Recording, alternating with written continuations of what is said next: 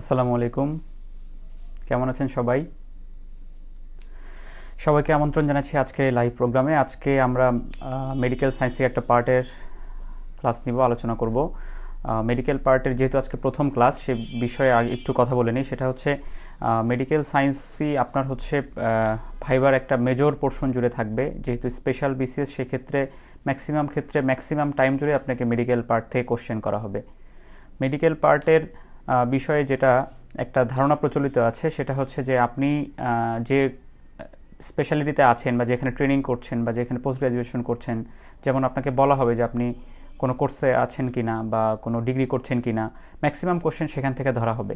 কিন্তু এর মানে এই না আপনাকে অন্য টপিকগুলো থেকে কোশ্চেন ধরা হবে না, কারণ আপনাকে যেখানে নিয়োগ দেওয়া হচ্ছে উপজেলা হেলথ কমপ্লেক্সে বা সাব সেন্টারে, সেখানে আপনাকে কিন্তু স্পেশালিস্ট হিসেবে নিয়োগ দেওয়া হচ্ছে না। আপনাকে একজন মোটামুটি সব সাবজেক্ট, সব টপিক সব দেখতে হবে। আপনি গাইনোকোলজিস্ট হন না কেন, মেডিসিন স্পেশালিস্ট হন না কেন, পেডিয়াট্রিশিয়ান হন না কেন, নেফ্রোলজিস্ট হন, কার্ডিওলজিস্ট হন, যেই হন না কেন, আপনাকে কিন্তু সব বিষয়ের সব ডিসিপ্লিনের পেশেন্ট ডিল করতে হবে। সেক্ষেত্রে আপনাকে সব ডিসিপ্লিন থেকে মোটামুটি কোশ্চেন করা হবে।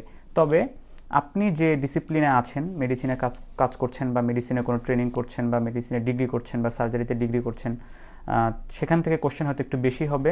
বা যিনি এক্সটার্নাল আছেন, যিনি স্যার যে ডিসিপ্লিনের, সেখান থেকে হয়তো কোশ্চেন বেশি হতে পারে।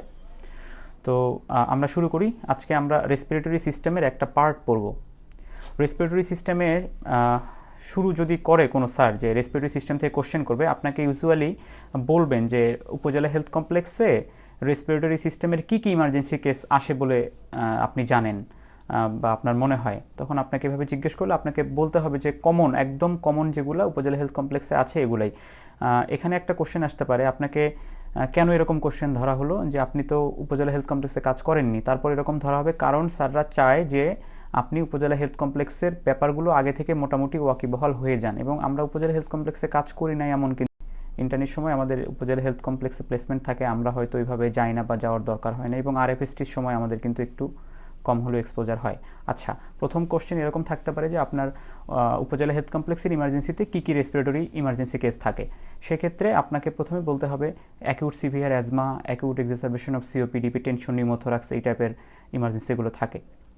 আচ্ছা, তারপরে আপনাকে ধরতে পারে যে উপজেলা হেলথ কমপ্লেক্সের আউটডোরে ইমার্জেন্সি রেসপিরেটরি সিস্টেমের কী কী আউটডোরের কী কী কেস আসে। তো সেক্ষেত্রে আপনি যে কমন কেসগুলো এগুলো বলবেন, COPD, bronchial asthma, pneumonia, pulmonary TB, pleural effusion বা ব্রঙ্কিয়াল কার্সিনোমা আসতে পারে। তবে সেক্ষেত্রে একটা জিনিস মনে রাখবেন, যে ডিজিজ সম্পর্কে আপনি ডিটেইলস জানেন না, সেই ডিজিজটা আপনি কখনোই বলবেন না। কারণ আপনার খুব সম্ভাবনা আছে আপনি যে কয়েকটা ডিজিজের নাম বলবেন, যা অ্যান্সার করবেন, সেখান থেকেই আপনাকে একটা ভিতরে ঢোকা হবে এবং কোশ্চেন করা হবে। এখানে একটা ট্রিক্স আছে, সেটা হলো স্যাররা সাধারণত আপনি যেখানে যে থেমে যাবেন, বলা বন্ধ করে দিবেন, ওই লাস্টেরটা থেকে কোশ্চেন ধরা শুরু করবে। কারণ স্যাররা প্রথম থেকে ওইভাবে মনে রাখেন আপনি প্রথমে কোনটা বলেছেন, দ্বিতীয় কোনটা বলেছেন, থার্ড কোনটা বলেছেন, লাস্টেরটা ইনস্ট্যান্ট মনে থাকে, এখান থেকে কোশ্চেন ধরে। সেক্ষেত্রে লাস্টে এমন একটা ডিজিজ রাখবেন যেটা কিনা আপনি ভালো মতো পারেন। আবার মোস্ট কমন যেটা, সেটা আবার লাস্টে রাখলেও কিন্তু স্যাররা আবার মাইন্ড করবে। আচ্ছা, তারপর আপনাকে কোশ্চেনটা এইভাবে হইতে পারে যে আপনাকে একটা সিনারিও দিতে পারে যে একজন 40 ইয়ার্স ওল্ড একটা মেল পেশেন্ট আসছে আপনার ইমার্জেন্সিতে, এসে বলতেছে তার একটা জ্বর আছে, কাশি এবং বুকে ব্যথা। আপনি এক্সামিনেশন করলেন, চেস্ট ফাইন্ডিংসে আপনি পেলেন যে ব্রঙ্কিয়াল ব্রেথ সাউন্ড এবং ডাল পারকাশন নোট ডাল পেলেন। আপনার ডায়াগনোসিস কী হইতে পারে? এটা তো ক্লিন কাট কেস, আপনি বুঝতেছেন যে এটা নিউমোনিয়া। আপনি অ্যান্সার করবেন নিউমোনিয়া বা নিউমোনিক কনসলিডেশন বা কমিউনিটি অ্যাকোয়ার্ড নিউমোনিয়া। সেক্ষেত্রে আপনাকে হয়তো পরবর্তীতে কোশ্চেন করবেন নিউমোনিয়ার ক্লাসিফিকেশনটা কি বলতে পারবেন?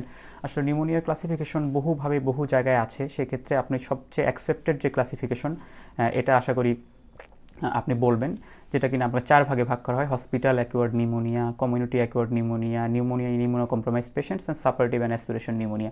আপনি সবার আগে চেষ্টা করবেন কমিউনিটি অ্যাকোয়ার্ড নিউমোনিয়াটা বলার জন্য, কারণ কমিউনিটি অ্যাকোয়ার্ড নিউমোনিয়া সবচেয়ে কমন এবং কমিউনিটি অ্যাকোয়ার্ড নিউমোনিয়া ট্রিটমেন্টে আপনি ভালো মতো পারবেন, প্রেজেন্টেশন ভালো মতো পারবেন। অন্য যে নিউমোনিয়াগুলো, এগুলো সাধারণত আমাদের উপজেলা হেলথ কমপ্লেক্সে ডিল কম করতে হয়, এগুলো প্রথমে ডায়াগনোসিসও হয় না। তো থ্যাংক ইউ সাইফ শুভ ভাই, তিনি অ্যান্সার দিয়েছেন নিউমোনিয়া, থ্যাংক ইউ। সাইফ শুভ ভাইকে বলতে চাচ্ছি, এটা হচ্ছে কিন্তু কুইজ ছিল না আমাদের। আপনারা জানেন যে এখানে দুইটি কুইজ থাকবে, দুইটা কোশ্চেন থাকবে মাঝখানে, যারা সবার আগে সঠিক অ্যান্সার দিবেন তাদের জন্য আকর্ষণীয় পুরস্কার থাকবে। তবে এটা কুইজ ছিল না, এই কুইজের আগে বলা হবে যে এটা হচ্ছে পুরস্কারের কুইজ। আচ্ছা, তো তারপর আপনাকে জিজ্ঞেস করতে পারে যে নিউমোনিয়ার স্টেজ কী কী। তো আপনারা সবাই জানেন, আমরা প্যাথোলজিতে পড়ে এসেছি বা মেডিসিনে পড়ে এসেছি, স্টেজ অফ অ্যাকিউট এক্সুডেশন, অথবা কনজেশন বলে, অথবা তারপরের স্টেজ হচ্ছে স্টেজ অফ রেড হেপাটাইজেশন, তার স্টেজ অফ গ্রে হেপাটাইজেশন, তারপর রেজলিউশন। আমরা জানি কোনো একটা জায়গায় ইনফেকশন বা ইনফ্লামেশন হলে সেখানে ভাস্কুলার কনজেশন হয়, ভাস্কুলার পারমেবিলিটি বেড়ে যায়, তো সেখানে এক্সুডেশন হয়। এই জন্য প্রথম স্টেজটা হলো এক্সুডেশন। তো তারপরে যখন এখানে আরবিসি চলে আসে তখন এটা লাল হয়ে যায়, এই জন্য নাম হচ্ছে রেড হেপাটাইজেশন। এটা ক্রস সেকশন করলে অনেকটা লিভারের মতো দেখা যায়, এই জন্য নাম হচ্ছে হেপাটাইজেশন। আর যেহেতু আরবিসি থাকে দেখতে রেড, এই জন্য নাম হচ্ছে রেড হেপাটাইজেশন। এরপরে যখন আরবিসিটা ডিগ্রেডেড হয়ে যায় তখন এটা তার আগের অ্যাকচুয়াল লাল রঙটা থাকে না, রেড কালারেশন থাকে না, এটা গ্রে হয়ে যায়, এই জন্য এর নাম হচ্ছে গ্রে হেপাটাইজেশন। তারপরে যখন রিজলিউশন হয়, ফাইব্রোসিস অ্যাডহেশন হয়, তখন এটার নাম হচ্ছে রিজলিউশন। তো এরপরে আমাকে জানতে হবে যে কমিউনিটি অ্যাকোয়ার্ড নিউমোনিয়ার কমন কজগুলো কী কী। আপনাকে মনে রাখতে হবে সবচেয়ে কমন কজ হলো স্ট্রেপ্টোকক্কাস নিউমোনি বা নিউমোকক্কাস যেটা। তারপরে আরও যে কজগুলো আছে mycoplasma pneumonia, legionella pneumoniae, chlamydia pneumoniae. তাহলে আমরা কী কী বলবো? প্রথমে অবশ্যই স্ট্রেপ্টোকক্কাস নিউমোনি বলবো, তারপর mycoplasma pneumoniae, legionella pneumoniae, chlamydia pneumoniae. তো সেক্ষেত্রে এই পর্যন্ত পারলেই সাধারণত হবে। তবে আপনাকে যদি আপনি ভালো পারেন, আবার অ্যাপিয়ারেন্স ভালো হয়, বা স্যার যদি মাইক্রোবায়োলজির হয় বা রেসপিরেটরি মেডিসিনের কোনো স্যার হয়, সেক্ষেত্রে আপনাকে একটু মাইক্রোবায়োলজিক্যাল কিছু কোশ্চেন করতে পারে যে কোন স্পেসিফিক এজগুলোতে বা স্পেসিফিক ডিজিজ মানে ক্রাইটেরিয়াতে কাদের কাদের কোন কোন অর্গানিজমদের নিউমোনিয়া মেইনলি হয়। যেমন হচ্ছে স্ট্রেপ্টোকক্কাস নিউমোনিয়া আমরা জানি সবচেয়ে কমনলি হয়। তারপরে ইয়াং পিপলদের হয় mycoplasma pneumoniae. Mycoplasma pneumoniae young পিপলদের, এটা হচ্ছে আমি মনে রাখি যেভাবে ইয়াং মাইকেলদের মাইকোপ্লাজমা নিউমোনিয়া দিয়ে হয়, তাছাড়া প্যাচ লাগে আর কি। আর ইল্ডারলিদের হয় হিমোফিলাস ইনফ্লুয়েঞ্জি। আমরা জানি হিমোফিলাস ইনফ্লুয়েঞ্জিদের আপনাদের যারা দাদা নানা বা বয়স্ক মা বাবা আছেন তাদের অনেকেই কিন্তু হিমোফিলাস ইনফ্লুয়েঞ্জা ভ্যাকসিনেশন দেয়া হয়, কারণ এটা ইল্ডারলিদের বেশি হয় এটা দিয়ে। আর লিজিওনেলা নিউমোনিয়া হয় লোকাল আউটব্রেকদের, যখন হচ্ছে হোটেল, হসপিটাল বা ইন্ডাস্ট্রিজে লোকাল আউটব্রেক যখন হয় তখন হচ্ছে লিজিওনেলা নিউমোনি। তো লোকাল আউটব্রেকের সাথে লিজিওনেলার, লিজিওন বা রিজিওন, সেখান থেকে লোকাল, এখানে একটা মিল আছে, এভাবে মনে রাখতে পারেন। এরপরে আছে হচ্ছে অ্যালকোহল অ্যাবিউজারদের কী দিয়ে হয়? ক্লেবশেলা নিউমোনিয়া। ক্লেবশেলা নিউমোনিয়া আমি মনে রাখি এভাবে, আপনারা সবাই জানেন অ্যালকোহলের পরে হ্যাং ওভার ইফেক্ট হয়। কলা যদি যারা খাবে বেশি করে তাদের হ্যাং ওভার ইফেক্টটা কম হবে। ক্লেবশেলার সাথে কলার একটা মিল আছে, এই জন্য অ্যালকোহল অ্যাবিউজারদের ক্লেবশেলা নিউমোনি। আর লোকাল আউটব্রেকের নাম মিল আছে নামে লিজিওনেলা নিউমোনি। ইল্ডারলিদের হিমোফিলাস ইনফ্লুয়েঞ্জি আপনারা জানেন। আর ইয়াং মাইকেলদের কি হয়? Mycoplasma pneumoniae. এভাবে মনে রাখতে পারেন আপনারা, অথবা অন্য যে কোনোভাবে মনে রাখতে পারেন। এখন এই কোশ্চেনগুলো আপনারা যেটা আপনাদের সিনারিওর পরে যে কোশ্চেনগুলো বললাম, এই কোশ্চেনগুলো আপনাকে হয়তো পরে জিজ্ঞেস করবে, কিন্তু আমরা একটু আগে ডিসকাস করে নিলাম, কারণ আপনাদের সিনারিও দেওয়ার পর ইউজুয়ালি জিজ্ঞেস করে আপনি কিভাবে ম্যানেজ করবেন। আমরা সিরিয়ালি যাচ্ছি পুরোটা বোঝার জন্য, এই জন্য আমরা ট্রিটমেন্টটা পরে বলবো। আচ্ছা, সেক্ষেত্রে আপনাকে যদি বলে যে নিউমোনিয়ার প্রেজেন্টেশনটা কেমন হয়, আপনারা সবাই জানেন নিউমোনিয়ার সবচেয়ে কমন প্রেজেন্টেশন হচ্ছে ফিভার হবে, কাফ হবে, চেস্ট পেইন হবে, এবং আপনার যদি এক্সামিনেশন করি সেক্ষেত্রে আমরা ডাল পারকাশন নোড আর ব্রঙ্কিয়াল ব্রেথ সাউন্ড পাবো, এবং ভোকাল রেজোনেন্স ইনক্রিজ পাবো যে জায়গাটাতে নিউমোনিয়া। আমরা কি বুঝতে পারছি? কমেন্টে জানাতে পারেন যদি কোনো প্রবলেম হয়। আমি কমেন্ট দেখতে পাচ্ছি, বুঝতে কোনো সমস্যা হলে বা ধরতে না পারলে আপনারা কাইন্ডলি অবশ্যই কমেন্টে জানাবেন।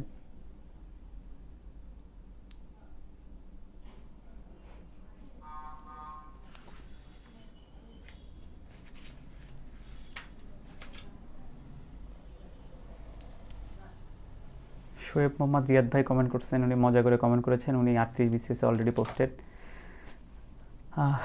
আচ্ছা, তাহলে আপনাকে পরের কোশ্চেনটা হয়তো হবে আপনি এই পেশেন্টটাকে কী কী ইনভেস্টিগেশন করতে দিবেন। তো আমরা কী কী ইনভেস্টিগেশন দিই ইউজুয়ালি আপনারা সবাই ম্যানেজ করে এসেছেন, ইন্টার্নশিপে ম্যানেজ করে এসেছেন, আপনারা ক্লিনিকে ডিউটির সময় অথবা যে প্রাইভেট প্র্যাকটিস করেন অনেকেই সেখানে ম্যানেজ করে এসেছেন। আমরা সাধারণত কী কী ইনভেস্টিগেশন দিই? সিবিসি দিই, সিবিসি উইথ ইএসআর। সিআরপি যদি থাকে তাহলে আমরা সিআরপি দিই। তার সাথে আমরা কী দিই? স্পুটাম আমরা দিই হচ্ছে গ্রাম স্টেন এবং কালচার করতে, এবং চেস্ট এক্সরে করি, এবং সাথে আমরা সিরাম ইলেকট্রোলাইটস করতে দিই। তো আপনার এক্ষেত্রে ইনভেস্টিগেশনগুলো বলার পরে আপনাকে অবশ্যই যেটা পারতে হবে, হয়তো আপনাকে নাও ধরতে পারে, যদি আপনাকে ধরে এবং আপনি যদি পারেন একটা খুব পজিটিভ ইমপ্রেশন হবে। আপনার এক্সপেক্টেড ফাইন্ডিংস, আপনি ইনভেস্টিগেশন করতে দিলেন, আপনি কী ফাইন্ডিংস আশা করতেছেন। আচ্ছা, শাহাদাত হোসেন বলছেন বোঝা যাচ্ছে, ওকে। সিবিসি উইথ ইএসআর আমরা পাবো হচ্ছে নিউট্রোফিলিক লিউকোসাইটোসিস, যেহেতু ব্যাকটেরিয়াল ইনফেকশন আমরা জানি ব্যাকটেরিয়াল ইনফেকশনে নিউট্রোফিলিক লিউকোসাইটোসিস পাওয়া যায়। আর স্পুটাম ফর গ্রাম স্টেন এবং কালচার করতে দিলে আমরা যদি স্টেপ্টোকক্কাস নিউমোনিয়া আমরা জানি এটা যে মোস্ট কমন অর্গানিজম, এটা যদি পাওয়া যায় তাহলে আমরা পাবো Lancet shaped gram positive diplococci, Lancet shape gram positive diplococci. যদি মাইক্রোবায়োলজিস্ট স্যার হয় তাহলে আপনাকে হয়তো জিজ্ঞেস করবেন, এটা না হলে জিজ্ঞেস করার সম্ভাবনা কম। আপনাকে জিজ্ঞেস করতে পারে আপনি কেন ইউরিয়া এবং ইলেকট্রোলাইটস করতে দিলেন। আমরা জানি এখানে আমরা একটু পরেই পড়বো, আমার সিভিয়ারিটি অ্যাসেস করার জন্য কার্ব 65 নামে একটা স্কোরিং সিস্টেম আছে, এটা এর জন্য আমাদের ইউরিয়া লাগবে, এবং ইলেকট্রোলাইট এই জন্য করবো যেন এখানে hyponatraemia is a marker of severity, এই জন্য আমাদের ইলেকট্রোলাইটটা করতে হবে। আচ্ছা, তাহলে আমরা নিউমোনিয়ার ক্লিনিক্যাল প্রেজেন্টেশন জানলাম এবং ইনভেস্টিগেশন জানলাম। এখন আমাদের জানতে হবে যে আপনি কীভাবে ট্রিট করবে পেশেন্টটাকে। কীভাবে ট্রিট করবে এর আগে সেটা হচ্ছে এক্স রে ফাইন্ডিংসটা সবচেয়ে ইম্পর্টেন্ট। এখানে এক্স রে ফাইন্ডিংসটা ভালো করে শুনেন, এখান থেকে কুইজের কোশ্চেন থাকবে। আচ্ছা, এক্স রে ফাইন্ডিং এখানে আমরা জানি লোবান নিউমোনিয়া হবে dense homogeneous opacity with air bronchogram. Dense homogeneous opacity মানে একটু সাদা একদম থাকবে, সাথে এয়ার ব্রঙ্কোগ্রাম থাকবে, এবং ব্রঙ্কো নিউমোনিয়াতে থাকবে প্যাচি এবং সেগমেন্টাল শ্যাডোয়িং থাকবে। আমার এখানে কুইজের কোশ্চেন হচ্ছে এয়ার ব্রঙ্কোগ্রাম কি এবং মেকানিজম যদি কেউ বলতে পারেন কমেন্টে, সবার আগে যিনি সঠিক উত্তর দেবেন তার জন্য একটা পুরস্কার থাকবে। তো সেক্ষেত্রে গুগলে সার্চ দিয়ে বের করা যাবে না, কারণ আপনি যেটা লিখবেন সেটা আমরা গুগলে আবার সার্চ দিয়ে দেখবো কোনটার সাথে হুবহু মিল আছে। সেক্ষেত্রে আপনি পুরস্কারের জন্য বিবেচিত হবেন না। সময় এখন শুরু হচ্ছে, 5 মিনিটের মধ্যে অ্যান্সার আমাদের কমেন্টে লিখতে হবে। আচ্ছা, এক্স রে ফাইন্ডিংস আমরা পড়লাম, সবগুলো ইনভেস্টিগেশন যেটা করলাম সেগুলোর আমরা এক্সপেক্টেড ফাইন্ডিংস মোটামুটি জেনে গেলাম। এখন আমরা ট্রিটমেন্ট করব কীভাবে। আমরা প্রথমে পেশেন্টকে অক্সিজেন দিব। পেশেন্টের যদি ফিভার থাকে এবং রেসপিরেটরি রেট বেশি থাকে, এই জন্য ফ্লুইড লস হয়, আমরা এখানে ফ্লুইড ব্যালেন্সটা মেনটেন করার চেষ্টা করব। সাথে আমরা যেহেতু একটা এখানে ইনফেকশন, ব্যাকটেরিয়াল ইনফেকশন, এখানে আমরা অ্যান্টিবায়োটিক দেবো। আমরা জানি আনকমপ্লিকেটেড ইনফেকশনে শুধুমাত্র অ্যামক্সিসিলিন দিলেই হবে, যদি কমপ্লিকেটেড হয় তাহলে কোঅ্যামক্সিক্লাব প্লাস ক্লারিথ্রোমাইসিন দিতে হবে। এবং আমরা জানি এখানে আমরা ক্লিনিক্যাল ফিচারের মধ্যে পড়লাম, এখানে চেস্ট পেইন হয়, তো চেস্ট পেইনের ম্যানেজমেন্টটা আপনাকে দিতে হবে। এখানে প্যারাসিটামল দিয়ে শুরু করব আমরা, তারপরে যদি কন্ট্রোল না হয় তাহলে আমরা ট্রামাডল বা এনএসএইচ দিতে পারবো। আমাদের প্লুরাল পেইনটা ট্রিটমেন্ট করার খুব ইম্পর্টেন্ট, কারণ আপনার যদি পেইন থাকে তাহলে সে নিঃশ্বাসটা ভালো মতো নিতে পারবে না এবং সেক্ষেত্রে তার রেসপিরেটরি ফেইলিয়ার হওয়ার সম্ভাবনা বেশি। এই জন্য আমাদের অবশ্যই প্লুরাল পেইনের ট্রিটমেন্টটা ভালো মতো করতে হবে। এখন পর্যন্ত কেউ বোধহয় অ্যান্সার দেননি।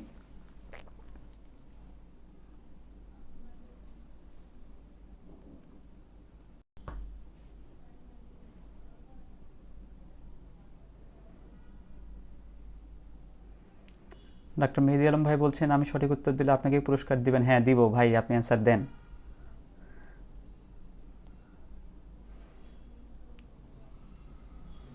এখন পর্যন্ত কোনো সঠিক উত্তর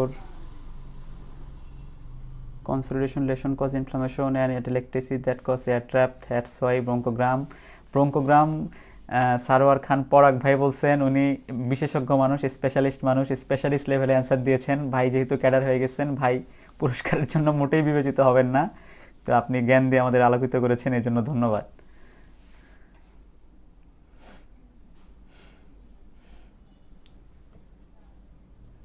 ইয়ার প্রণয় দেবনাথ লিখেছেন এয়ার ব্রঙ্কোগ্রাম অ্যালভিওলিতে এয়ার আর বাদে অন্য কিছু দিয়ে ফিল আপ হয়। এয়ার এবং অ্যালভিওলিতে পার্শিয়ালি কারেক্ট, টোটাল কোনো এইটাই সার্ভার ভাই বলেছেন, এইটা কোনো কথা? হ্যাঁ ভাই, এটাই সায়েন্স। আচ্ছা, আপনার অ্যান্সার দিতে থাকেন, আমরা নেক্সট পরের ধাপগুলোতে যাই। আচ্ছা, তো আমরা একটু আগে বললাম যে ইনভেস্টিগেশনের মধ্যে আমরা সিভিয়ারিটি অ্যাসেস করব হচ্ছে কার্ব 65 স্কোরিং সিস্টেম দিয়ে। কার্ব 65 আমরা জানি, এটা মনে রাখার একটা উপায় আছে। সিতে হচ্ছে কনফিউশন, ইউতে ব্লাড ইউরিয়া লেভেল আমরা যে দেখলাম। পুরস্কারের জন্য শুনতেছে ভাই, আপনাকে পুরস্কার দেওয়া হবে, পরাগ ভাইকে পুরস্কার দেওয়া হবে, পরাগ ভাই পুরস্কার দেওয়া হবে, এটা অন্য পুরস্কার, তবে আপনারা যদি এখনও অ্যান্সার দেন আপনারা পুরস্কার পাবেন। এরপর আরেকটা কুইজ আছে, এটাই শেষ না। Air bronchogram means fluid filled area, মোটামুটি ভাইয়া স্পেসিফিক যে ড্রাগগুলি important example antibiotic state usual national guideline dose হিসেবে বলবেন। আচ্ছা, আমরা বলবো air filled bronchi surrounded by fluid filled alveoli, air filled bronchi surrounded by fluid filled alveoli. একেবারে ডেভিডসন থেকে তুলে দিছে সিফাত প্রিয়ম। হ্যাঁ, আপনি যেটা বলছেন এটা রাইট।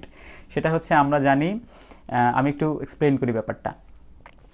একটা হচ্ছে আমরা জানি এক্সরেতে ফ্লুইড দেখা যায় সাদা এবং এয়ার দেখা যায় কালো। তো যখন আমরা স্টেজগুলো পড়লাম নিউমোনিয়ার, প্রথমেই দেখলাম আমাদের স্টেজ অফ কনজেশন। স্টেজ অফ কনজেশন, এখানে ফ্লুইড জমা হয় অ্যালভিওলের মধ্যে। তো অ্যালভিওলের ফ্লুইড জমা হলে সেটা দেখা যাবে হচ্ছে সাদা। তো আমরা নর্মাল লাং ফিল্ডে কী হয়, নর্মাল লাং ফিল্ডে এই অ্যালভিওলাসের মধ্যেও বাতাস থাকে, ব্রোঙ্কায়ের মধ্যেও বাতাস থাকে। সো দুইটাই কালো দেখা যায়, এই জন্য আলাদা করে বোঝা যায় না। কিন্তু যখন নিউমোনিয়া হয় তখন অ্যালভিওলাসের মধ্যে ফ্লুইড জমা হয় কিন্তু ব্রোঙ্কাসের মধ্যে ফ্লুইড জমা হয় না। এই জন্য অ্যালভিওলাইটাই দেখা যায় সাদা, মাঝখানে ব্রোঙ্কাই যে ছোট ছোট গোল থাকে এগুলো দেখা যায় কালো। এই জন্য পুরো সাদা এরিয়ার মধ্যে মাঝে মাঝে কালো দেখা যায়। এটার নাম হচ্ছে এয়ার ব্রঙ্কোগ্রাম। আমি আবার বলছি, নর্মালি একটা লাংসে অ্যালভিওলাসের মধ্যেও থাকে বাতাস, ব্রোঙ্কায়ের মধ্যে থাকেও বাতাস। সো দুইটাই আমরা জানি বাতাস যেহেতু কালো দেখা যায়, দুইটাই কালো দেখা যায়, আলাদা করে বোঝা যায় না। কিন্তু যখন নিউমোনিয়া হয় তখন আমরা জানি অ্যালভিওলাসের মধ্যে ফ্লুইড জমা হয়। অ্যালভিওলাসের মধ্যে ফ্লুইড জমা হয় কিন্তু ব্রোঙ্কাসের মধ্যে ফ্লুইড জমা হয় না। তো সেক্ষেত্রে অ্যালভিওলাসের ফ্লুইডগুলো দেখা যায় সাদা এক্সরেতে এবং ব্রোঙ্কায়ের মধ্যে যে বাতাস এটা দেখা যায় কালো। এই জন্য এক্সরেতে আমরা সাদার মধ্যে ছোট ছোট কালো কালো দাগ দেখতে পারি। এটার নাম হচ্ছে এয়ার ব্রঙ্কোগ্রাম। আচ্ছা, আমরা সেশন শেষে অ্যান্সার দেখে আমরা বিজয় নির্ধারণ করব এবং পুরস্কার দিব। আচ্ছা, আমরা নেক্সট পরের অংশে যাই। আমরা কমিউনিটি অ্যাকিউট নিউমোনিয়ার সিভিয়ারিটি অ্যাসেস করছিলাম। আমরা কার্ভ 65, সিতে হচ্ছে কনফিউশন, ইউতে ইউরিয়া লেভেল যদি 7 মিলিমোল পার লিটারের বেশি হয় তাহলে 1 স্কোর হবে। যদি কনফিউশন থাকে তাহলে 1 স্কোর হবে। রেসপিরেটরি রেট যদি 30-র বেশি হয় তাহলে স্কোরিং হবে 1। ব্লাড প্রেশার যদি সিস্টোলিক 90-র কম এবং ডায়াস্টোলিক 60 মিলিমিটার অফ মার্কারি কম তাহলে স্কোরিং হবে 1, এবং এজ যদি 65-এর বেশি হয় তাহলে স্কোরিং হবে 1। তাহলে কার্ভ CURB 65, সিতে কনফিউশন, ইউতে ইউরিয়া লেভেল, আরতে রেসপিরেটরি রেট, ব্লাড প্রেশার এবং 65, এই 5টি পয়েন্টসে 1 করে মার্ক। তো 1 করে স্কোর আর কি। এই 1 স্কোর, এই কতগুলো স্কোরিং তার কত হলে এই অনুযায়ী আমরা কোথায় ট্রিটমেন্ট দেব এটা নির্ধারণ করব। যদি তার স্কোরিং সিস্টেম 0 বা 1 হয় তাহলে আমরা হসপিটালে বাসায় হোম ট্রিটমেন্ট দেবো। যদি 0 বা 1 তাহলে আমরা বাসায় ট্রিটমেন্ট দেবো। আর যদি 2 হয় তাহলে আমরা হসপিটাল সুপারভাইজড হোম ট্রিটমেন্ট দিতে পারবো, বা শর্ট স্টে হসপিটাল, মানে হসপিটালে কিছুক্ষণ থেকে চলে যাবে অথবা বাসায় ট্রিটমেন্ট করবে, হসপিটালের সাথে সার্বক্ষণিক একটা যোগাযোগ রাখবে। আর যদি 3 অথবা তার চেয়ে বেশি হয় তাহলে অবশ্যই হসপিটালে ট্রিটমেন্ট করতে হবে। এবং যদি 4 এবং 5 হয় সেক্ষেত্রে আমাদের আইসিইউতে ট্রিটমেন্ট করা লাগতে পারে। তাহলে আমরা কি দেখলাম, যদি 0 অথবা 1 হয় তাহলে হোম ট্রিটমেন্ট, যদি 2 হয় তাহলে শর্ট স্টে হসপিটাল দেন হোম অথবা হসপিটাল সুপারভাইজড হোম ট্রিটমেন্ট, এবং যদি 3 বা তার বেশি হয় সেক্ষেত্রে আমরা অবশ্যই হসপিটালে ট্রিটমেন্ট করতে হবে। আমরা সিভিয়ারিটি অনুযায়ী কোথায় ট্রিটমেন্ট করব এটা মোটামুটি জানলাম। এরপর জানবো হচ্ছে কমপ্লিকেশন। নিউমোনিয়ার কমপ্লিকেশন কি কি হতে পারে। নিউমোনিয়ার অনেক কমপ্লিকেশন হতে পারে, তো আপনাকে বলতে হবে 4-5টা খুব ইম্পর্টেন্ট যেগুলো কমনলি হয়। তো মোস্ট কমন যে কমপ্লিকেশন সেটা হচ্ছে প্যারানিউমোনিক ইফিউশন। প্যারানিউমোনিক ইফিউশন মানে হচ্ছে নিউমোনিয়ার পরে যে প্লুরাল ইফিউশন হয় এটা হচ্ছে প্যারানিউমোনিক ইফিউশন। এটা খুবই কমন একটা কমপ্লিকেশন। এরপরে কি হতে পারে, এমপাইমা হতে পারে। এমপাইমা মানে প্লুরাল স্পেসে যদি পুস জমা হয়, পাস জমা হয় তাহলে এটার নাম এমপাইমা। সে লাং অ্যাবসেস হতে পারে, নিউমোথোরাক্স হতে পারে। লাং অ্যাবসেস, নিউমোথোরাক্স সম্পর্কে আমরা একটু পরেই পড়ব। তারপর এখান থেকে ডিসেমিনেশন হয়ে অন্য অর্গান ইনভলভ করতে পারে, যেমন হেপাটাইটিস হতে পারে, পেরিকার্ডাইটিস হতে পারে, মায়োকার্ডাইটিস হতে পারে, মেনিনজোএনকেফালাইটিস হতে পারে। তাহলে কি কি শিখলাম আমরা, কমপ্লিকেশন কি কি হতে পারে।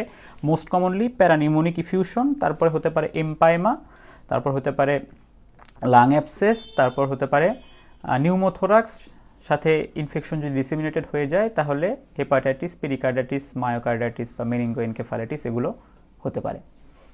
আচ্ছা, মোটামুটি আমরা নিউমোনিয়া সম্পর্কে শিখলাম। তবে আপনাদের কতটুকু বুঝলেন জানি না, আশা করি সব বুঝতে পেরেছেন। এখন আরেকটা সিনারিও দিব। একটা সিনারিও হচ্ছে, একটা পেশেন্ট আপনার কাছে আসছে নিউমোনিয়া সে ডায়াগনোজ ছিল, সে নিউমোনিয়া হিসেবে ট্রিটমেন্ট পাইছে।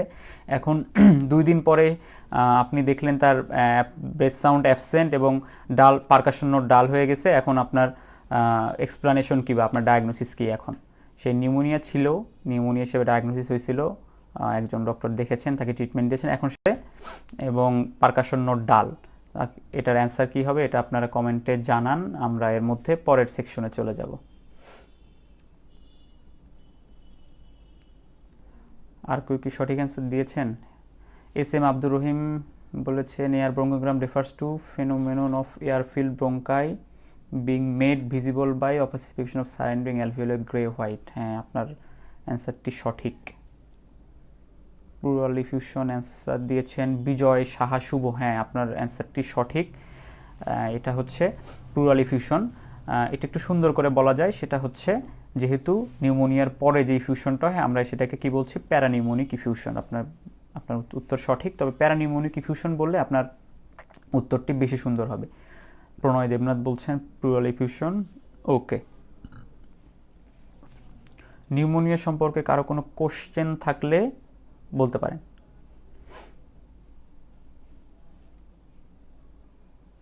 অনেকে অ্যান্সার দিচ্ছেন। মেহেরুন্তমা বলছেন প্লুরাল ইফিউশন, নাদিয়া জেরিন বলছেন প্যারানিউমোনিক ইফিউশন, সিফাত জাহান বলছেন প্যারানিউমোনিক ইফিউশন, রাবেয়া ফেরদৌস তৃষা বলছেন প্যারানিউমোনিক ইফিউশন, তৌফিকুল আলম প্যারানিউমোনিক ইফিউশন। অনেকেই উত্তর দিচ্ছেন, আপনারা মনোযোগ দিয়ে শুনছেন, এই জন্য আপনাদের ধন্যবাদ। রাহুল চক্রবর্তী বলছে প্যারানিউমোনিক ইফিউশন। এস এম আব্দুর রহিম বলছেন কনসলিডেশন। জাহিদ হাসান রিয়াদ প্যারানিউমোনিক ইফিউশন। আলম সোহাগ বলছেন প্যারানিউমোনিক ইফিউশন এমপাইম। হ্যাঁ, এমপাইমে একটা ডিডি আসবে। আচ্ছা, আমরা পরের টপিকে চলে যাই। এটা আশা করি আপনারা সবাই বুঝতে পেরেছেন এবং ভিডিওটি রেকর্ড থাকবে। আপনারা বুঝতে না পারলে আবার দেখবেন, অথবা তাও যদি না বুঝেন তখন আমাদেরকে কমেন্ট করে জানাবেন, আমরা যথাসম্ভব চেষ্টা করব আপনাকে বুঝতে হেল্প করার জন্য। শাহাদত হোসেন বলছেন প্যারানিউমোনিক ইফিউশন। আচ্ছা, এখন আরেকটা সিনারিও দিই আপনাদেরকে। A young male patient comes to ward with sudden severe respiratory distress with chest pain. What is your diagnosis? A young male patient comes to ward with sudden severe respiratory distress with chest pain. What is your diagnosis? আপনার diagnosis কি হতে পারে?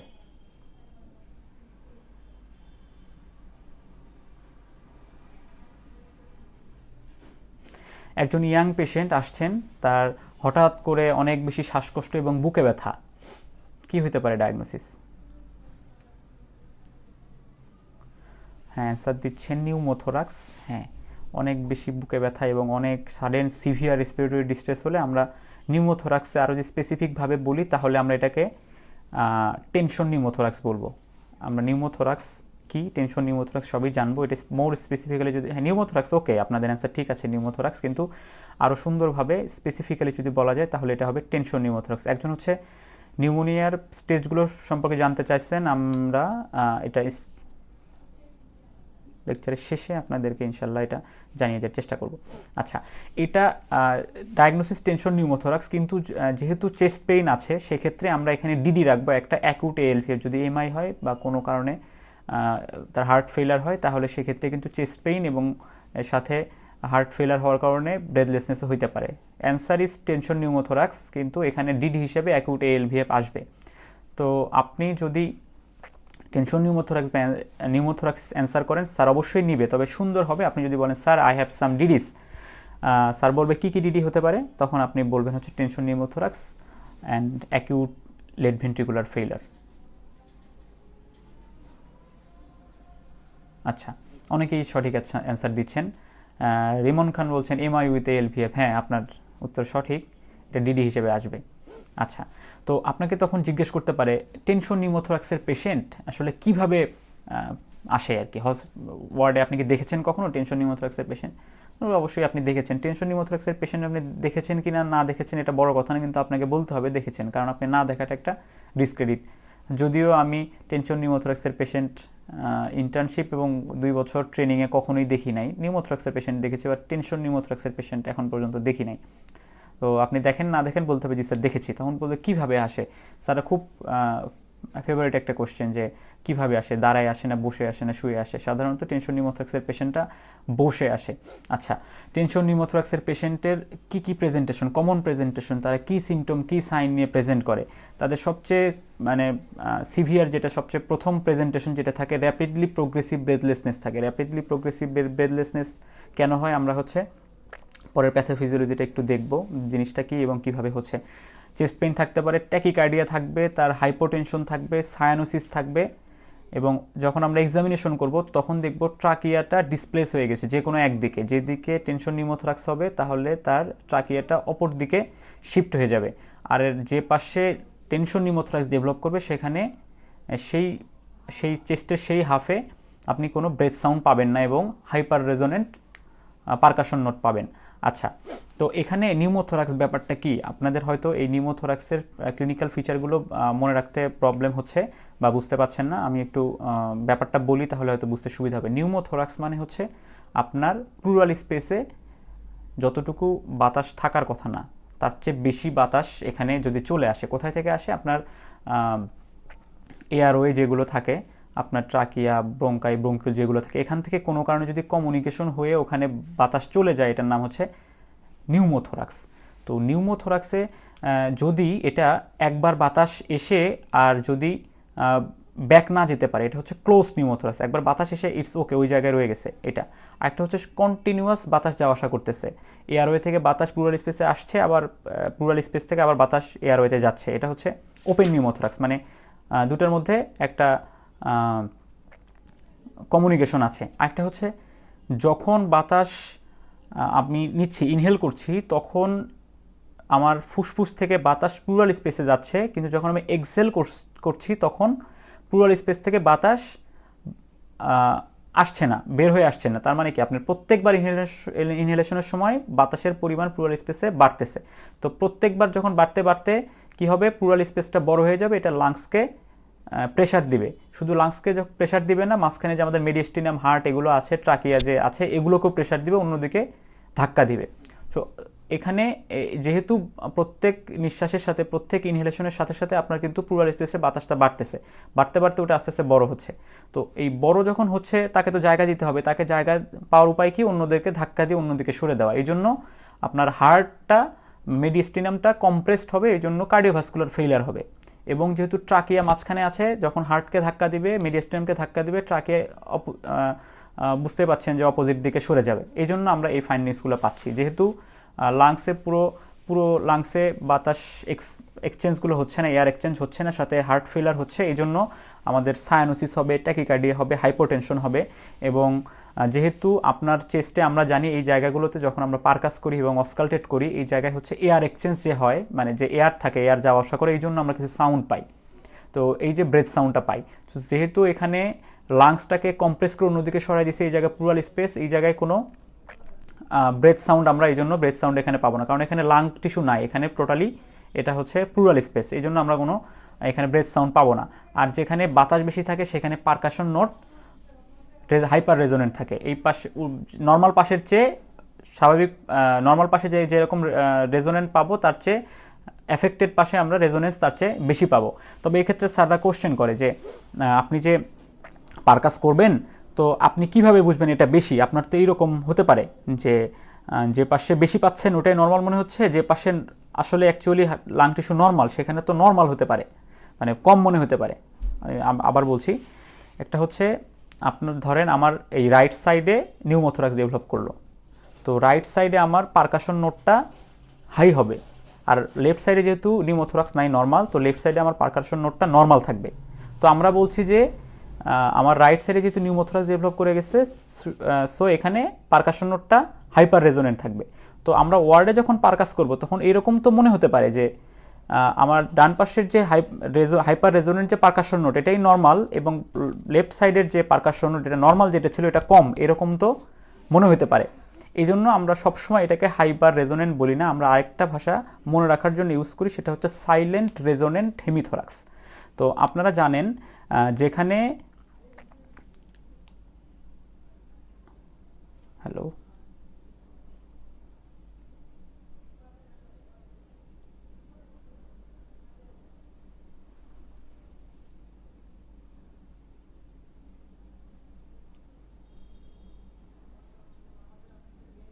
আচ্ছা, নেটওয়ার্কের প্রবলেমজনিত সমস্যার কারণে দুঃখিত। আচ্ছা, তো যখন আমরা জানি যে কোথাও যদি ভাইয়া টেনশন টাইপ ছাড়া অন্য কোনো ভ্যারাইটিগুলো কি রেসপিরেটরি ডিস্ট্রেস কম হয়?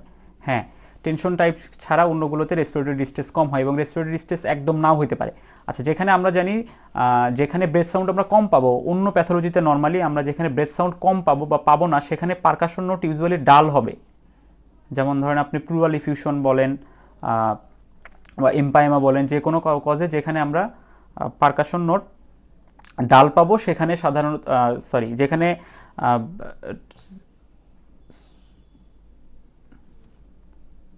হ্যাঁ, যেখানে আমরা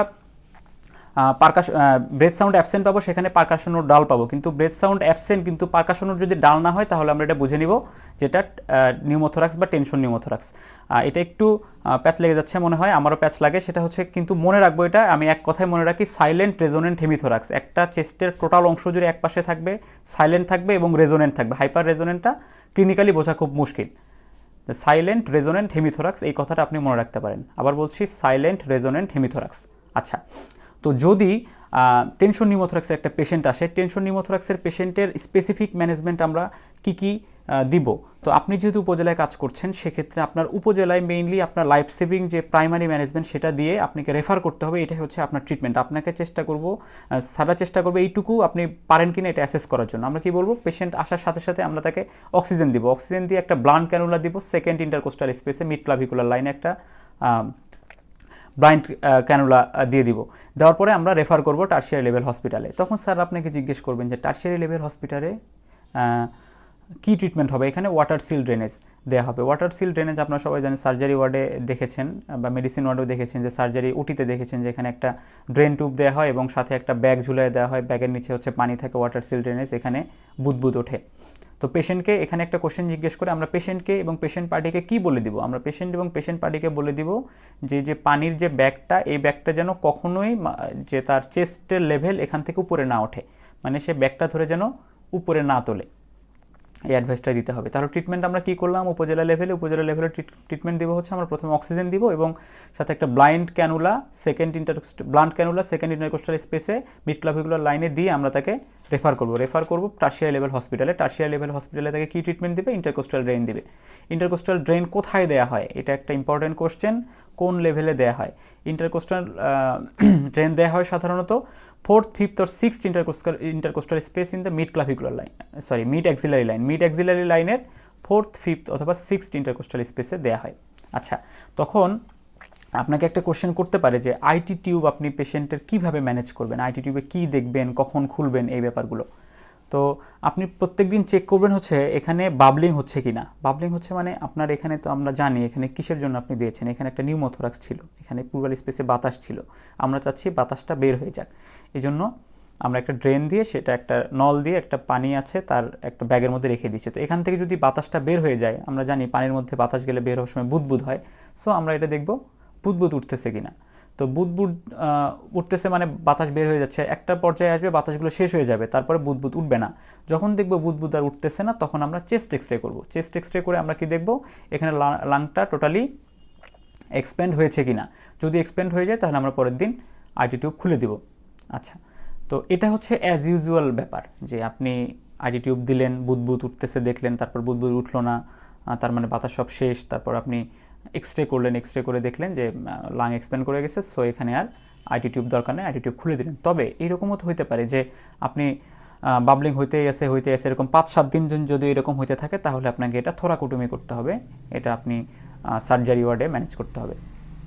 আচ্ছা, আপনি কি, আপনারা যারা আছেন তারা কি কেউ বলতে পারবেন যে এই টেনশন নিউমোথোরাক্সে বা নিউমোথোরাক্সে এক্সরে ফাইন্ডিংস কি? আমরা যে এক্সরে বললাম যে ফুল এক্সপ্যান্ড করেছে, এক্সপ্যান্ড করলে কেমন হবে এবং এক্সপ্যান্ড করার আগে এক্সরে ফাইন্ডিংসটা এক্সপ্যান্ড করার আগে এক্সরে ফাইন্ডিংস কী হবে, এক্সপ্যান্ড করলে এক্সরে ফাইন্ডিংসটা কী হবে? যদি কেউ পারেন কাইন্ডলি একটু কমেন্টে লিখবেন, আমরা সবাই শিখব।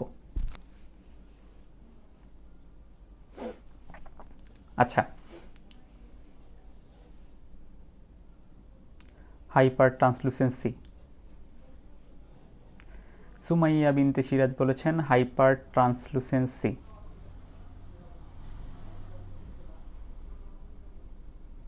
ঠিক আছে, আচ্ছা অ্যান্সার দিতে থাকেন। আমরা একটু টেনশন নিউমোথোরাক্সের কজগুলো জেনে আসি। নিউমোথোরাক্সের কজ হতে পারে spontaneous and traumatic, collapse, lung margin. আচ্ছা আপনার অ্যান্সার দিতে থাকেন, আমি একটু পরে এটা আলোচনা করব। ক্লাসিফিকেশন আমরা করতে পারি এটা কীভাবে স্পন্টেনিয়াস হতে পারে, ট্রোমাটিক হতে পারে।